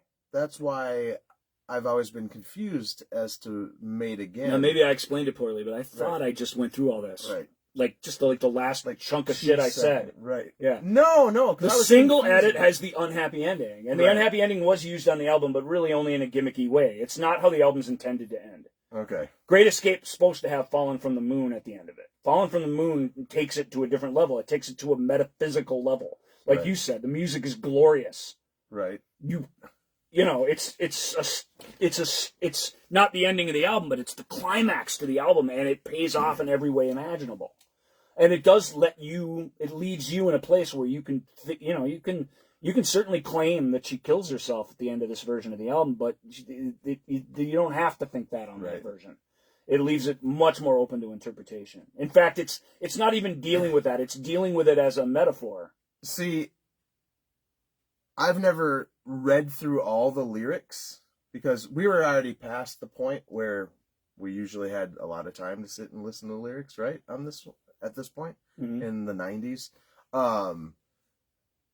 Even though I love lyrics and I really want lyrics with everything I have, I rarely actually sit and read along with them. Which is weird. It is very weird. Because he gets very upset when the lyrics are not included. And for someone who doesn't read them very often, that's a weird reaction to have. I am a walking contradiction. I've never read the lyrics to Brave. I know them because of all these listens. But, so maybe I can't sing along with 50% or 90% of this. Maybe only 70%. But I always thought Made Again was her rebirth. Like, I have already died and I'm rebirthed and made again. I'm going to have to read these lyrics. I am a fraud. I'm a fraud. Made Again is sort of a return to the same thing as Brave. Now, of course, they could contradict me, and I'm not saying your interpretation of Made Again is wrong, but this is what it is. This is what Made Again is. I'm sorry. Made Again is us. It's us. Your stories made a difference. We woke up after this horrible thing and are changed and are better for it. It goes back to the idea that you have value. You've changed us. Whether you jumped, whether you didn't jump, whatever. Right. You know, however we see it. It's saying... He's saying my life is... Because we know of this story, you've changed us. You've made us Because better. of us, you've made us new. You've made us better. Right. Which is the whole point of empathy. That's the whole point of Jesus. Not to get religious on you guys, but that's... Whoa. You never hear the word empathy said in a church, and you never will, because all they talk about is love. The Lord's love. Although you get obsessed with this impossible, humans can't possibly have love, and because it's impossible, it's magical, and blah, blah, blah. But the point is... It's hard. It is. Hard. Love is hard. Love is impossible, sort of on that level. But empathy is net positive. If you come down to earth from heaven, or from the bridge, and you or from the moon. If if you're an experiment in living amongst people that you don't understand, you get to know them better. If you put yourself and see the world through the eyes of another, you try to understand them in that way from the inside out. It's impossible to hate them. You can't judge them too harshly. It's like everything about it. There's a cost to doing it, an emotional cost, because not everybody is nice. So empathizing with horrible people, right, might help you solve crimes, but it might take its toll on you. But nevertheless, it's still a good, positive thing. If we all could feel what each other were feeling and understand those feelings, there would be no war. There would be no anything. Empathy is how we evolve as human beings. Using your imagination. The greatest gift we have as people, using your imagination to see things from another person's point of view is what connects us. That's what Made Again is saying. You've done this for us. You've given us this gift. Whoever you are. Why it's the best Marillion album. There's a bunch of B-sides, but they're all just instrumentally junk or different. Yeah. The era of the Merlion B-side is over. I don't know where we are on the show, but we got to do the whole next album. We do. So that is brave. Get this version if you're gonna get a version these days. I love it so much. Partly I'm making it adhere to my core philosophy. Right. Okay, so that's he's making me look like I didn't pay attention to this album. Maybe that's not all in there. Maybe that's a fantasy of mine, but that's what it brought to life in me. That's what Made Again is saying. Made Again is weird. It's this weird happy ending at the end of this super dark journey. It's this beautiful acoustic song. It should have been the third single, by the way. Because why the hell not? It's fantastic. Right. It's a third single. Would be a weird... It had weird... That whole album has weird choices for singles. I don't know if that was up to them or, A Great Escape's the best song on the album, so I can see why they were in favor of it being out there, but nobody in their right mind, even us at the time, it isn't something that's... We've become wiser as we've lived with this album throughout the years. We all thought, what? Right. What are you doing? And then once you heard the album, you're like, whoa, it should have been this, it should have been that. I mean, that's beside the point. None of them were hits. It didn't really matter, but that's the Marillion message boards. The Great Escape out of context and hearing it, like the idea that people would have heard the unhappy ending version of Great Escape without the brilliant ending of the song first, and then. I guess then they'd be bait and switched when they bought the album and listened to the ended in a totally different way. Right. The idea that was going to be a hit, or that being a hit would even be a good thing, right, for the project as a whole is rather absurd. It is. So it's a bad fit no matter what. But that's the criticism we have of Brave. Otherwise, it's a sonic listening experience, unlike very few others that are out there in the world, truly. You sit down with your favorite, like your favorite Pink Floyd album, or if you're that kind of fan, or Quadrophenia or something. I mean, it's as good or better than all that stuff to me, which I think is just stunning. I will agree with that. It came out in a weird time where that wasn't the cool hip thing to do. As a matter of fact, it was anti-hip to make a concept album. Well, they are the most unpopular band. The most uncool band in the world. Band, yeah. Oh God, we got to move on. We can do this one quicker. Yep. No, I'm just gonna say we could probably still talk another half an hour about. I'll never run out of great things to say about Brave, but I got on the record. So considering I have 3 copies, if you haven't heard it and you're friends with Dave, man, come over and listen to the 5.1 in the dark with the lights off, or with the lights off and loud, or something like that. Listen to it loud with the lights off. How about we have some mood lighting and stuff like that? Right now? No, when we listen. The last and final EMI album. Yep, the last their big record deal. Yeah, yep. Technically, no, they had a live album that came out after that fulfilled the contract. But yes, their last proper studio album, and the 8th album. 8th album, and was this an alternate cover? Nope. I mean, it was an alternate cover by Bill Smith Studio. If you know how Bill Smith did the later Marillion albums, they just they bombarded them with ideas and stuff, and then they finally settled on the thing that they settled on. So, but all the rejected ideas ended up on calendars or on singles or in weird different places on collections. And that's all that is. This album only ever had one cover, and there it is, the angel. I think in the burning circle. I get confused because Day Glow Jesus. Day Glow Jesus on the dash. Friendly fire in hostile waters. Sorry. Keep the faith. Don't lose your head, Lose which your I head. almost did with Dave just now. Yeah, oh. You know you've been wanting to sing a part of a song for the last 3 hours anyway. I have, but I have refrained myself because I'm an adult who has self-control. I have a lot of thoughts on this album. A lot of thoughts. Well, this album was an answer to the previous album. They deliberately, because they knew they put EMI through the ringer, they deliberately they got back together with Megan, and they made this sort of the same way. But they set out to make something quickly, cheaply, on time. Like they made a point to get this one out in a friendly way. This came out only a little over a year later, which is crazy. 1995? And it is a concept album. It's a concept album in the oldest way ever. It's a menage, does not tell a story, and it's a examination on fame, notoriety, and the price that you pay for those things. Yep. And these songs are all, for the most part, inspired by the lives and biographies of some very specific people, starting out with the first song on it, Gazpacho, which is about Jake LaMotta, or it's really John Helmer's reaction to having watched Raging Bull. Oh, okay.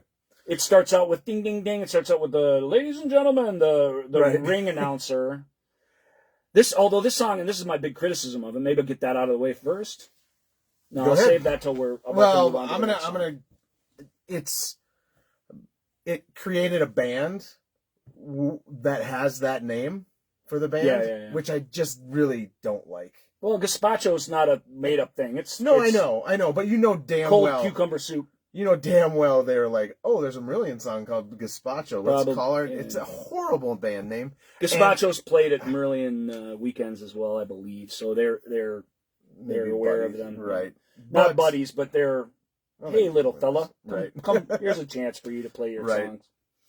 Let's go on a Prague cruise. So that's lame, but I don't hold that against the song. This song's great. It's a great lead-off track. It is a good one, and it's fantastic live. It's very Alone Again in the Lap of Luxury in its structure and its sound and feel, although it doesn't have the dark energy of that song. But it's.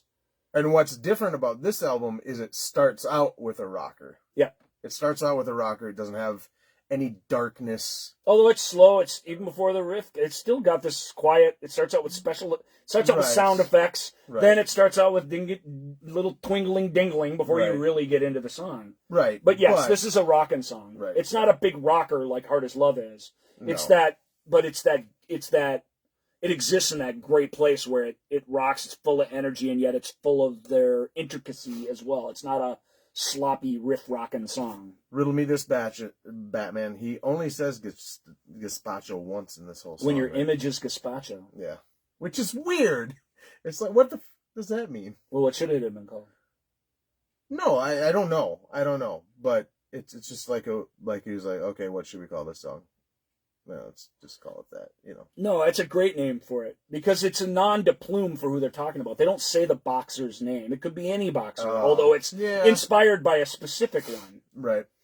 You know, Gazpacho's the character, like Duke in Genesis's Duke or whatever. It's not a person. You can graft what you want onto it.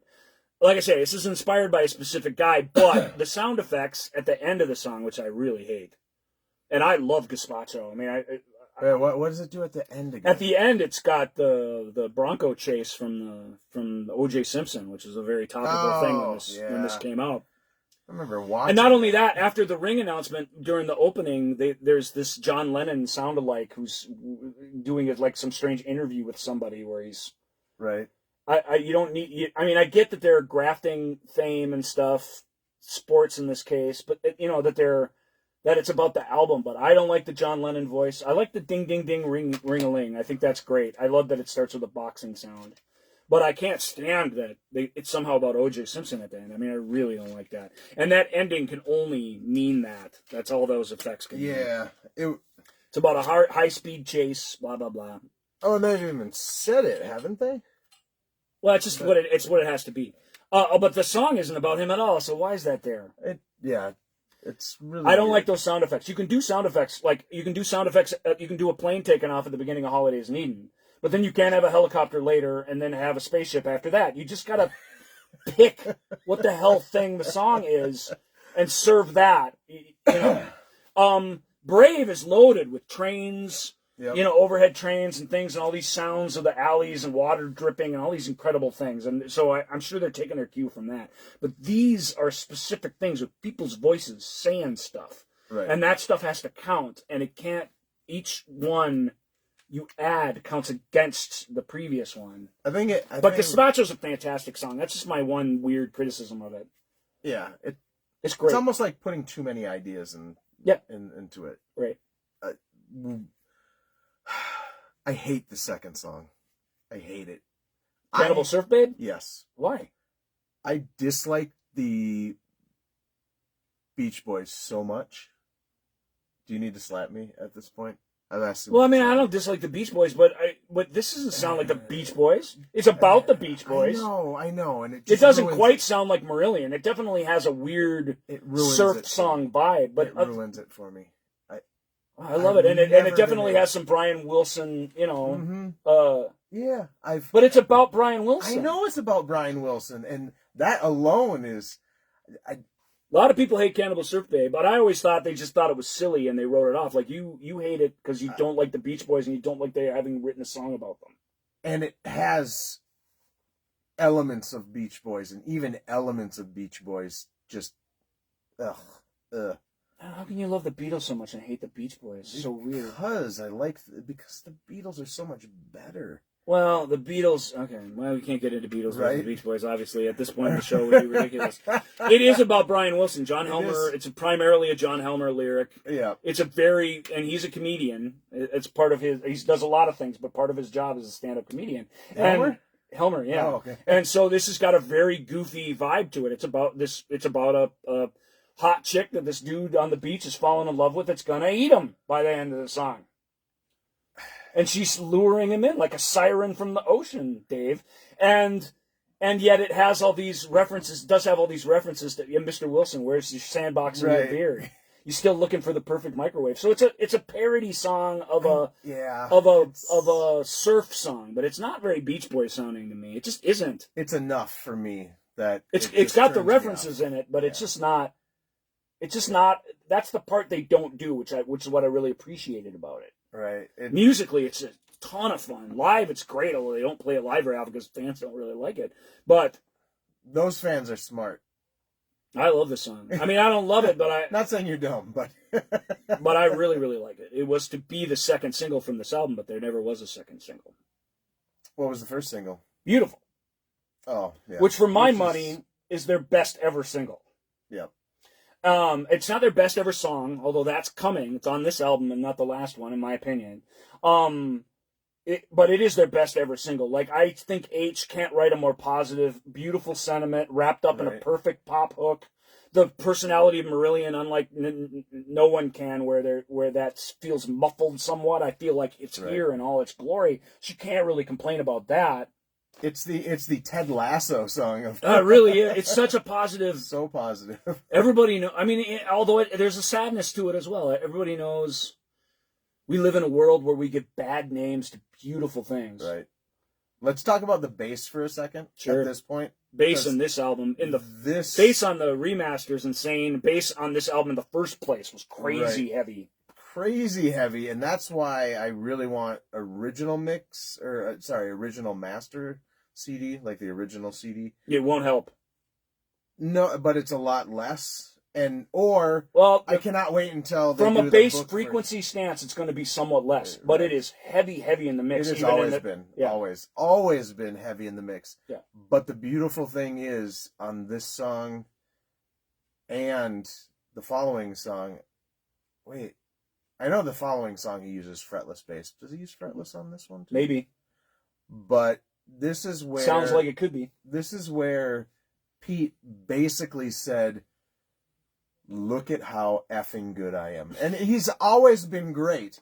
But this is where it's like, holy shit, where did this bass player come from? And it's almost like Dave Meegan is a bass player, and that's all he cares about. You could argue it's what he cares about most, because both albums really have this. Right. And Marbles has it, and Arachnophobia has it as well. Arachnophobia is the bassiest album they've ever done, and they do seem to coincide with Meegan's appearances, right, without question. Well, and Marbles too. Marbles is very... Yes. Oh, God. Invisible Man off of that? But that is another show. Yes. And Somewhere Else sounds like it was recorded in an aluminum can. But we'll get to that. Beautiful. I think... I mean, you're writing a song about pop and celebrity. I think Gazpacho's just a great song. I think, obviously the Brian Wilson band. But Right. I thought Cannibal Surfboard was super fun and a great next song, because where are you going with this? It's just in sequence. I think it's fantastic.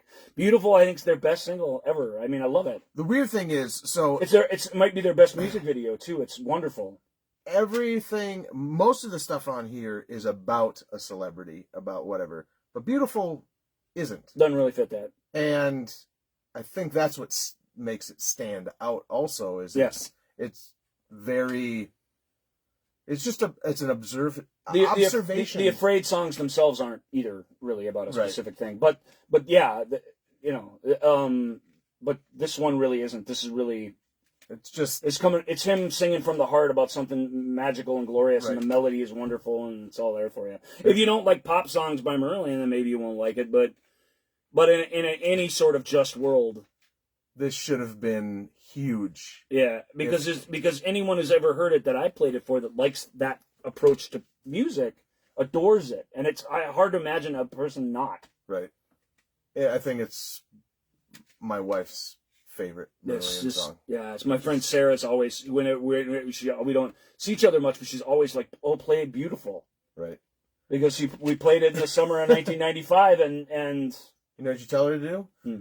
Type in Marillion music on Spotify, and it'll be the first. I don't subscribe to Spotify. I would never do it either, but she has it. And, people do it. And it's usually one of the first things that comes up. Beautiful is. Yeah. Because it's so listened to. It's so awesome. It's a big requester. It's fantastic live, too. It's just a great song. Yep. So I love all three of those songs a lot. I love 2 of the 3 songs. And then we get to the Cannibal 4th song. Surfboard is a divisive song. It's weird. I mean, even for them, it's weird, but they say that in it. I was born in 1960 weird. This is a strange, goofy song. Right. Let go a little bit and go with the flow. I've always thought just people were uptight about it. And that song... If you hate the Beach Boys, which just seems weird, but if there's going to be so many comments on that just alone. If you hate the Beach Boys, then okay. Right. But I don't know that the song's super pro Beach Boys. It's coming at Brian Wilson in a really weird way. I like how we keep on going back to songs after we passed them. Yeah, we got to end the show. Sorry. Afraid of Sunlight. Afraid of Sunrise. Sorry. They don't say Afraid of Sunrise in the song. They say Afraid of Sunlight. But this is weird. This is the song that they did twice. Right. And this is the first version of it. Yeah, fretless bass. Oh, this is this gorgeous, delicate... He's not even pretending to hide the slides. He's accentuating every slide. And it's basically saying, Pete Travis, Bass Player Magazine's Bass Player of the Year for this song alone. And this is... I don't know. I've never heard the story of this, why these are both here. I really do believe these are 2 approaches to the different parts of the music, and they both happened in their own way. And because the lyrics are the same, there's no hiding that these are the same song, and yet they're totally different songs. It's a cool experiment, really, and it's... So it's the title track, kind of, and yet it gives you it in this it's really, really beautiful. It's this roly-poly. This isn't really Merlion to me, although this can't not be Merlion because the way the instrumentation is, like, it's very much them, but it isn't them, and that's what's so cool about it. The other thing that's cool about it is that they're going to do the song again, and nothing about this version of the song prepares you for that version of the song. Right. Like you're hearing it all again in a completely different way, and the idea is stunning. But this, in its own right, even though it always feels like a leftover, because Afraid of Sunrise is not Afraid of Sunlight. It's just, it's still an incredible song. I love it. This is a leftover? Yeah. Which is weird because They do too, clearly. I think Afraid of Sunrise has never been played live. Because they would never play the same song twice. right, but we won't skip ahead to the next song. We got another song to go. So it's so powerful, and the key. What's evocative and dreamlike? It's people always say that Merlion became a dream pop band. That's better than they became a Foreigner like band, which they really never became. I've heard people say they became like a Radiohead band, which I still do not hear. Really? Well, they're one of their albums, although Radiohead wasn't big at this point. One of their albums is very inspired by Radiohead, by OK Computer at least. Really? We'll get to that. Yeah, we'll get to that one. Afraid of Sunrise is glorious. It sounds like a sunrise. Right. I mean, it's full of Dayglow Jesus on the dash. Yeah. Chalk marks on the road ahead. So that's the version you were singing, not the second version when we started this segment of the album. Yep. Friendly fire in hostile waters. Keep the faith. Don't lose your head. And the beautiful thing is with this song is out of these 4 Hogarth albums, we've never heard a song like this before. Yeah, I agree. It's like, where did this come from? And why haven't we heard it before? So, I mean... It sounds yearning and empty, and it sounds like a big expanse of space, and it feels like you're moving, but kind of slowly. It's just amazing. You know what reminds me of this song is She's Older Than Me. Yeah. Even though they don't sound or what's the one that. on This Strange Engine, though, with it's just the weird poetry. Memory of Water. Yeah. But none of them sound anything. No, they don't sound the same, but they're just they're like sonic experiments, and they really are lovely. They're like the triplets. And the poetry in this song is astounding. The next song, Out of This World, which really took on a life of its own outside of the album. Out of This World is about land speed record boat racer Donald Campbell, who died trying to set the speed record in a boat. His body was at the bottom of this lock for forever. They exhumed it because this song sort of raised interest in him again, which was sort of strange. So his body was the wreck, and the wreck was there too, right? And then somebody heard this song and decided... the Campbell estate and his descendants really, really like it. It was sung at a service, like a memorial type thing. Kind of. And wasn't the band there when they... Hogarth was there. Hogarth was there when he... And there's a version of this song that is amazing on one of their live... Yeah, it's an incredible song live. And he tells the story of what it's about, which is the first time I knew what it was about. Well, it's a song that could be about anything, even though even though when you know what it's about, it can't be. It can only be about the thing it's about. Right. But this guy died in this horrific accident in front of this crowd of people. And at the time of the writing of this song and this happened, I don't know when, it's back in time, long time ago. Not forever ago, but in the 80s or whatever. 70s. When he died? Yeah, when the accident happened. And it's about that striving to go faster, striving to break the boundaries, and the danger of that, and the price that this dude pays. And at the time of the writing of the song, like I said, his body and his boat were still down there. And they did, and the song got people. I mean, it's not like it was some hit song where everybody's like, "Oh, we all remember who Donald Campbell was." People remember the accident, especially in the UK. Right. But it got intertwined with exhuming the body, with having this all these years later memorial service for the guy. And he's sort of linked with the estate of those people, and they know him because he wrote this hauntingly gorgeous, beautiful song. And the song is, in a fish way, it's almost an accusatory song toward Donald if you listen to the lyrics. But you mean kind of like an Well, Why I call it's a you song. He's saying you do this, you did that, you did this, and it came to this. That's a way of doing a song that is coming at the subject of the thing. Right. It's not putting yourself in their shoes. Really. Blaming the victim. Well, I don't want to say that, but you get what I'm saying. Right. It is a you song, and a you song is a different kind of thing. Right. Fish is really, really good at the you song. And H can be good at it, but it's not his forte. It's much more unusual that he comes up with that. I always like that. A you song kind of like This Town is or no, this song is I, the whole song. Oh, it's first person. Okay, right. You is second person. Right. That's weird. That really only happens in songs. People don't write books in second person. You ever read a book where it was like, you did this and then you did that? There are a couple. Bret Easton Ellis wrote a couple. Right. I think Less Than Zero is in second person, which is strange to read. Okay. But songs are always like, you think you showed this and you think you showed that. I mean, that's what this is in the end. It's you did this, you did that, you feel this way, whatever. Right. It has a very, and the only knock I have on the song is I just listened to it again, like I say yesterday, and it blows me away. But it steals the musical approach to Brave somewhat. It has a droning vocal at the end of it that's really powerful, but he'll never be able to do that again, and it'll be as good as Brave. He just won't be able to do it. So I feel like you're repeating yourself a little bit musically. But again, this album is stunning. This album was whipped together like in 3 months, where the other album took like a year and a month. You know what I mean? They really did whip it together. That's why there's only 8 songs. That's why there's no B-sides. That's why the same song twice. You know, just, and that's why they're just playing around and stick this in there. Which, if you're not paying attention, you don't notice it's the same. Because lyrics. This is so different. It's so different. It's true. We'll get to that. Well, when I listened to the album through the first time, I didn't realize. I mean, I knew he's kind of repeating somewhat, but I didn't realize they're literally the same lyrics. Right. You don't notice that.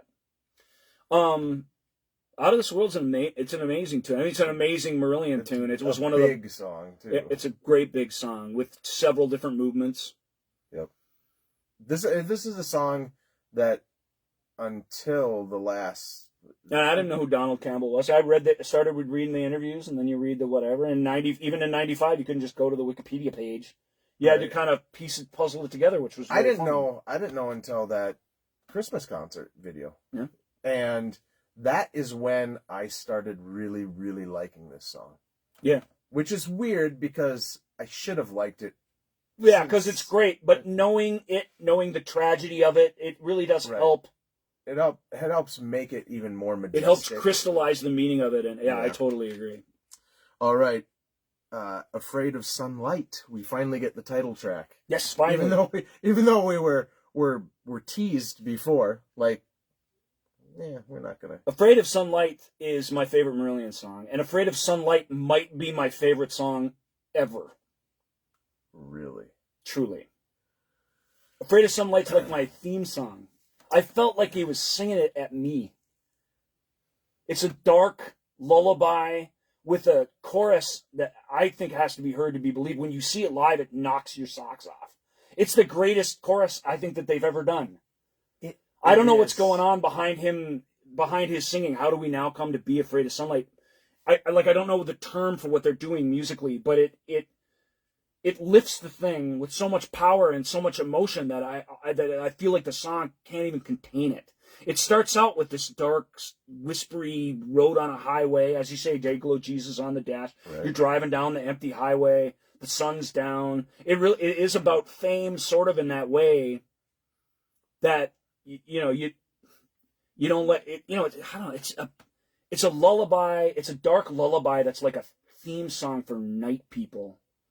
Well, and the weird thing with this song is, until I read them again, I was like, is he just kind of doing a refrain of Afraid of Sunrise?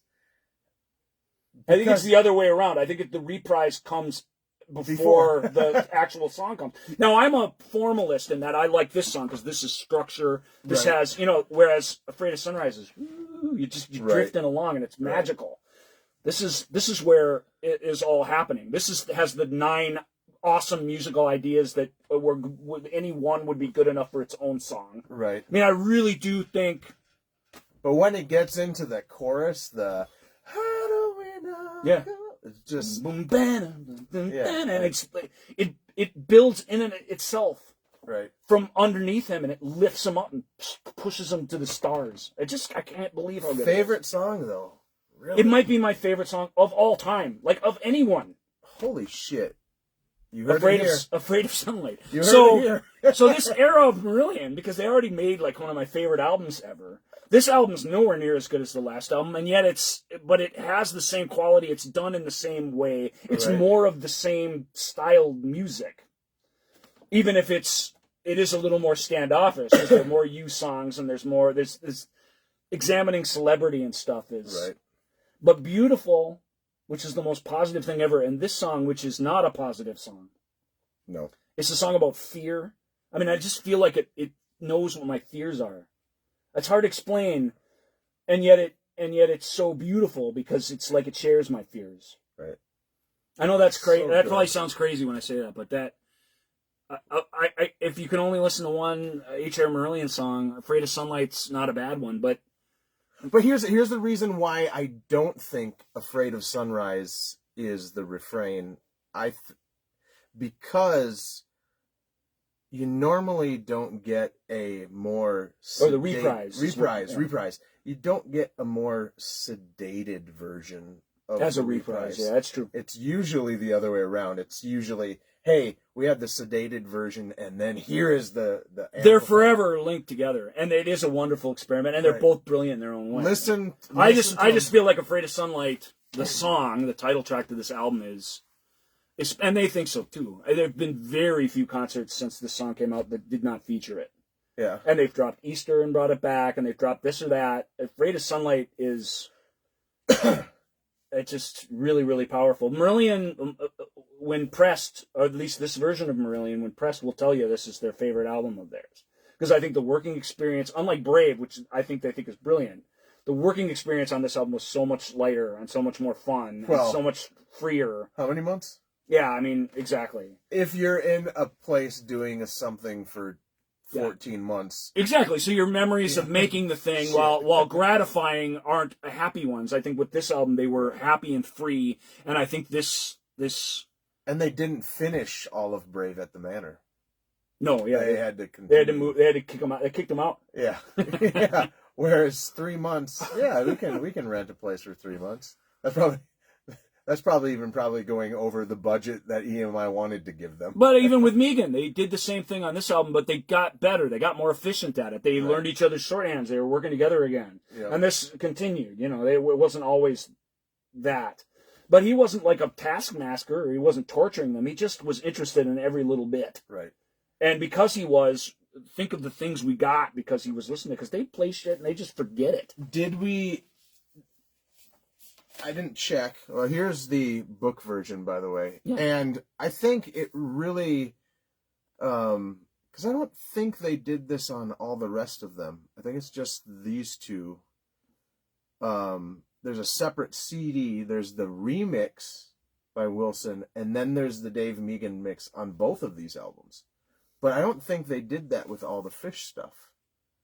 I don't think so either. I think it goes to say how much they respected that mix and the original, whereas the other ones are kind of just like, oh yeah, that was that. You already have those versions and stuff and like you do that. already have them. Yeah. It's a little Heart of Lothian's a little bassy in that, Right? But whatever. He's never gonna let me go. They sound pretty great. No, well, these are, man. This album is boom, and like I say, it's not the bass is so heavy in the mix, which it is heavy in the mix. It's still a really well mixed mountain by a guy who's an engineer by trade. Right. It's like I say, it's the frequencies. The bass frequencies fill out so much of the waveform that you really, really do feel them on this album, which is amazing. And again, "Afraid of Sunlight," as much as any song on the album, is a benefit to that.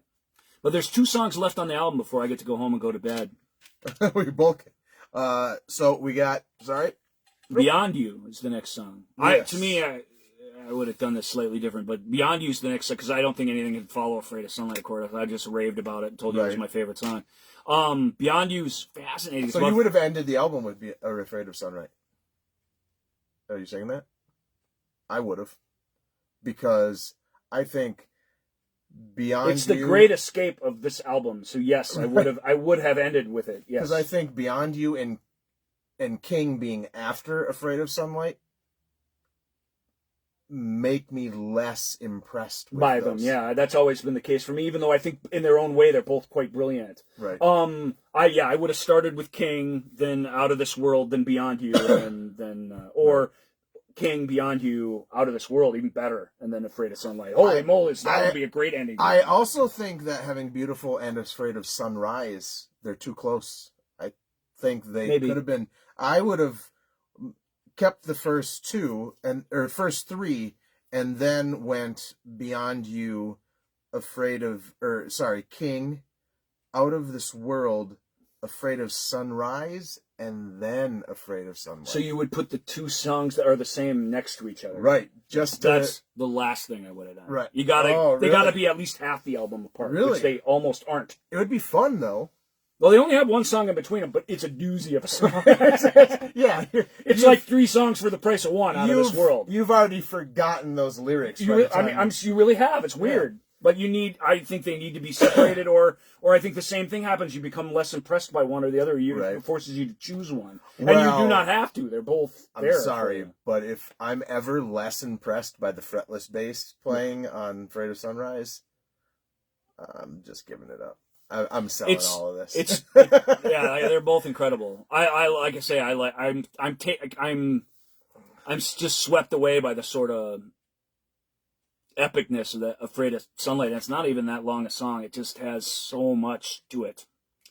It's so powerful. And Beyond You is weird. Beyond You is about Phil Spector. It's in mono.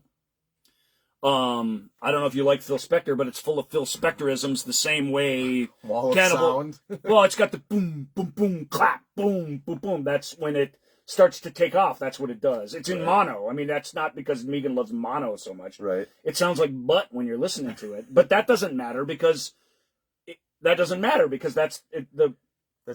what it was. right. That's what Phil Spector was. Right. So it's got his sound, and it's cool that it's in mono. I mean, I'm not a big fan of mono, but I'm certainly not a big fan of taking awesome stereo songs and listening to them in mono because you're an idiot. I just wish I had a radio that was this big and I could listen to it that way. Are you talking about the Beatles? No, well, not necessarily, because a lot of the Beatles were in mono. Right. That was the main way they mixed. Right. And then, then when everybody left, then George Martin did. But there are mono fetishists out there, Right. we'll call them, and they just want everything in mono. They want the mono version of every damn thing, whether it was supposed to be in mono or not. The beautiful thing is, you want to listen to the mono version of Hey Jude? That's ridiculous. The beautiful thing is they could throw it in a recording software and just click a button and it'll just turn it all into mono. Yeah, you used to be able to do that with the knobs on your stereo too. Right. Yeah, you can actually. I have a headphone thing where you can control everybody's thing. You can push mono. So I don't like all the. I mean, I don't like single edits. I don't mind single versions. Sometimes the version's totally different. But I'm not a fan of single edits and the single edit sort of being the thing that carries through on compilations and stuff. It happens sometimes, especially on Rhino releases. And I'm not a big fan of mono in general because it's, especially with a band like Merlion, because this just limits the sonic everything that comes with this band. But this isn't that's not why they're doing it here. It's a gimmick. And they sell the song in that way. And the song is really clever. I mean, it's a really clever take on Spector, and it's a really, again, a collection type song of obsession that is on its way to crime and devastation. I mean, you feel that in the song, which I really, really dig. And yet, being dressed up somewhat in the Wall of Sound, you also have this Ronnie Spector, like, hey, right, it's the 60s and it's groovy, baby. And it has all that's happening in it. And so I dig it. But it's hard. It's any song in this place. Any song that came after Marbles. Right. Any album that came after Marbles, right? Any song that you just stuck here after you've just been through Out of This World and Afraid of Sunlight. And I don't think they knew this at the time. I mean, I'm sure they... Right. But... maybe they didn't have time to... or they didn't appreciate that they had written this sort of stone cold classic that was going to be with them the rest of their lives, and that this other thing after it was just not going to feel... they didn't know that it was going to be your favorite song. It's not just mine. I'm telling you, it's theirs. Okay, but...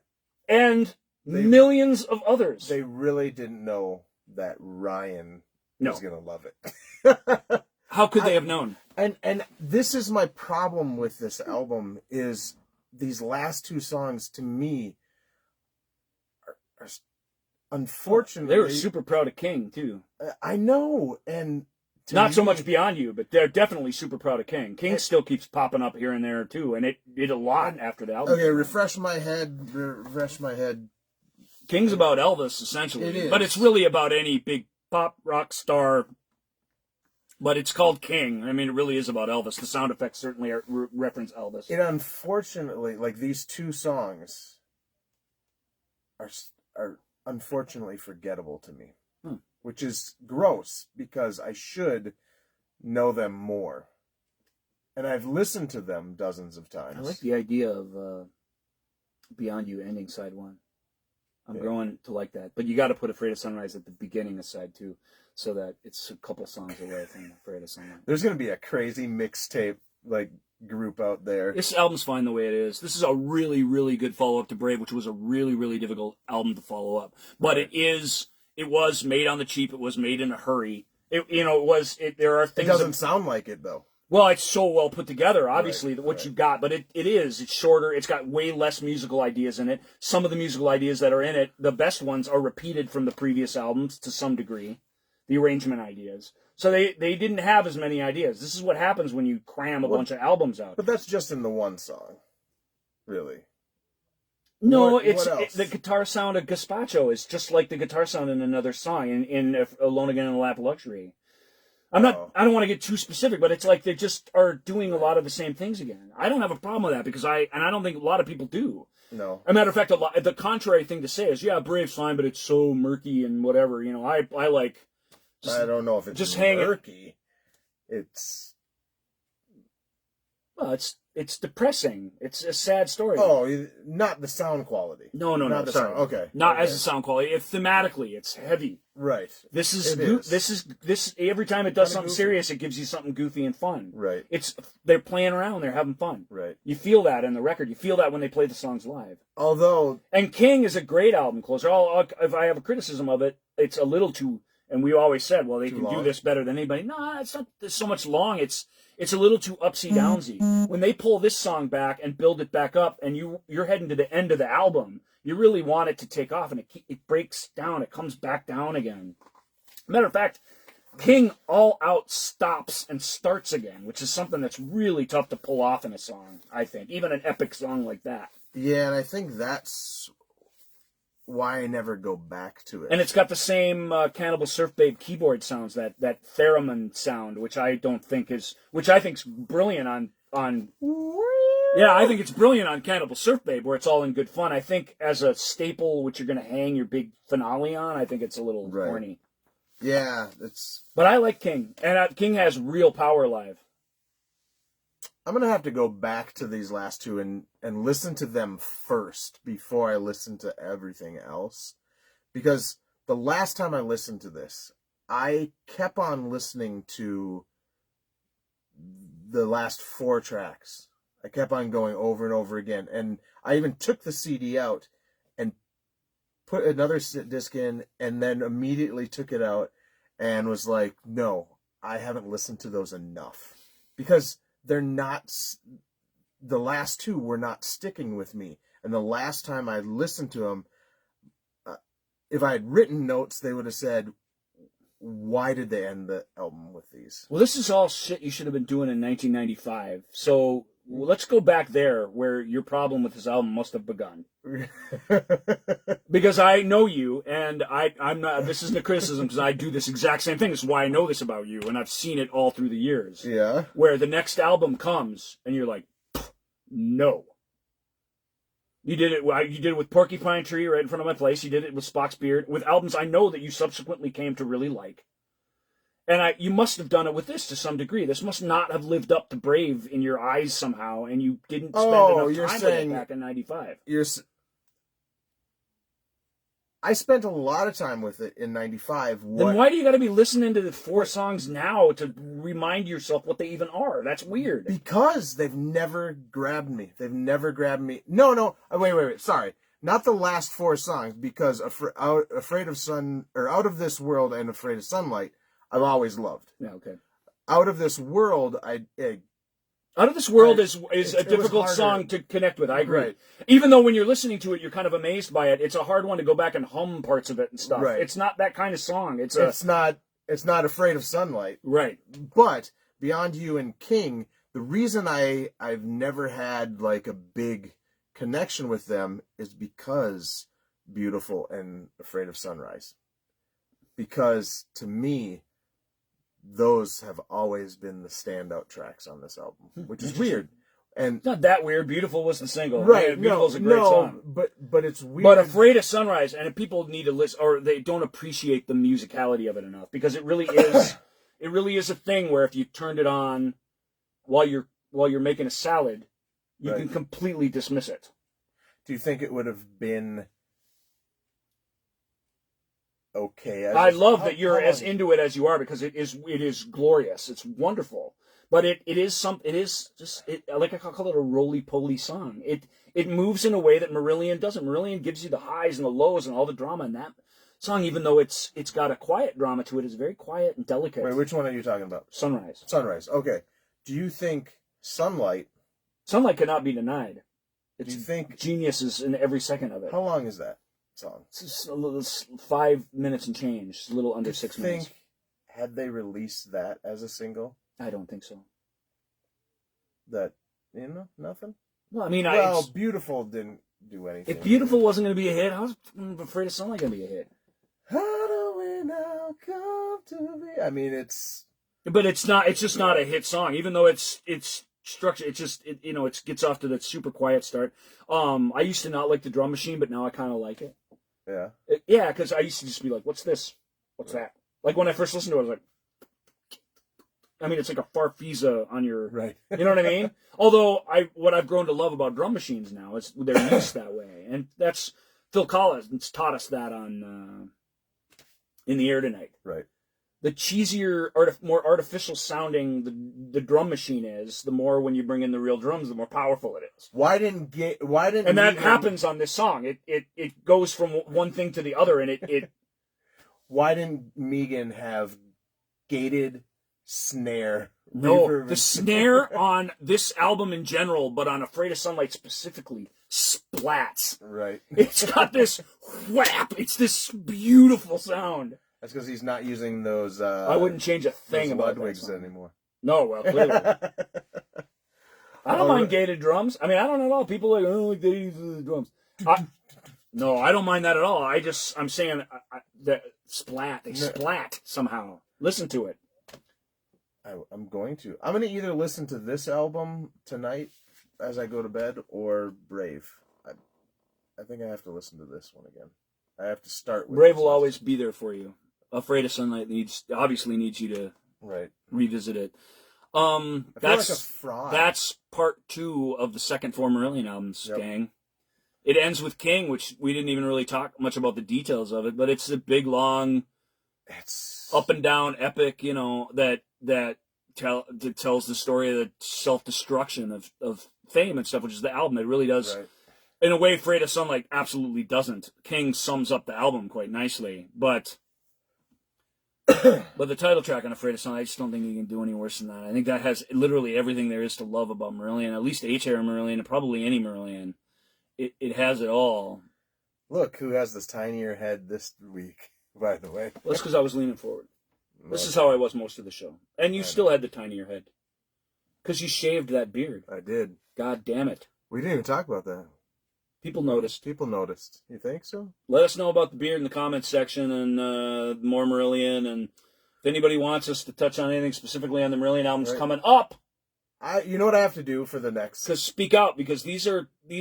Well, I keep saying this, and the shows got longer as we went, but these really, it won't take us this long. It won't take us as long to get through Radiation as it did to get through Brave. It just won't. Brave is a seminal album in my love of music. I mean, it just was. Right. You could almost say it was the peak of it. And at a time when I hated music, like I hated what was on MTV and I kind of hated what was on the radio. It's not like I hate Pearl Jam or, Black Crowes or whatever, but that stuff was noisy and angry to me, and the melodicism and the drama and all the stuff I really liked in music as a kid was absent from it. Right. Not the drama, but The 90s were hard. I mean, I was a big 80s kid, and the 90s were tough for me. There's nothing 80s about this stuff, but it just it's cracking good. I just loved it. Nothing as hard as the 80s or the 90s. Nothing as hard as 91 through about 95 or 96. It was an answer to the antiseptic 80s, which it needed an answer, you know. Certainly was glad that Metallica and everything like brushed Poison under the rug and got rid of that stuff. Right. So there's a reason the 90s were the way they were, and getting back to organically created music away from all the pre-programmed garbage. Like I get it. It kind of had to happen. But my favorite or the image over substance. Well, and I found Marillion at the perfect time. Right. I found Not Drowning Waving at the perfect time, Spirit of the West at the perfect time. The bands I got into in the 90s were very much of the 90s, and yet they were very much not of the 90s on the radio. And that was I had to learn. My music was out there someplace else. I'm not going to find it in the usual places. I gotta go hunt for it. So I already had Marillion, but the bands that I got in the 90s were basically, they went a complete 180 from what I was already listening to, because it created, I ended up getting all the odd time and weird shit, because I had Primus and Mr. Bungle and Thought Industry and just bands. To me, that was edgy stuff that very much was the 90s, but it's too weird to be right. Yeah. It was off the beaten path, no question. Right. And it was basically, even though those were all major label acts and everything, it's still But those ones opened my. But that's good. You got to do that. Yeah, if you're a real music kind of, you don't have to do it if you're whatever and you really love the songs on the radio. God bless. That'd be neat if I was that kind of person. But if you don't, or you find yourself unsatisfied, you got to go hunting a little bit. And Merlions, even though as accomplished as they are, and as long as they've been together, they're a bit of a deep dive. And they always will be. That's the gloriousness of them. Yeah, I think we should tune out. We should tune out. We've talked long enough. I was going to say, I think the next video, even though it'll probably be a lot shorter, right?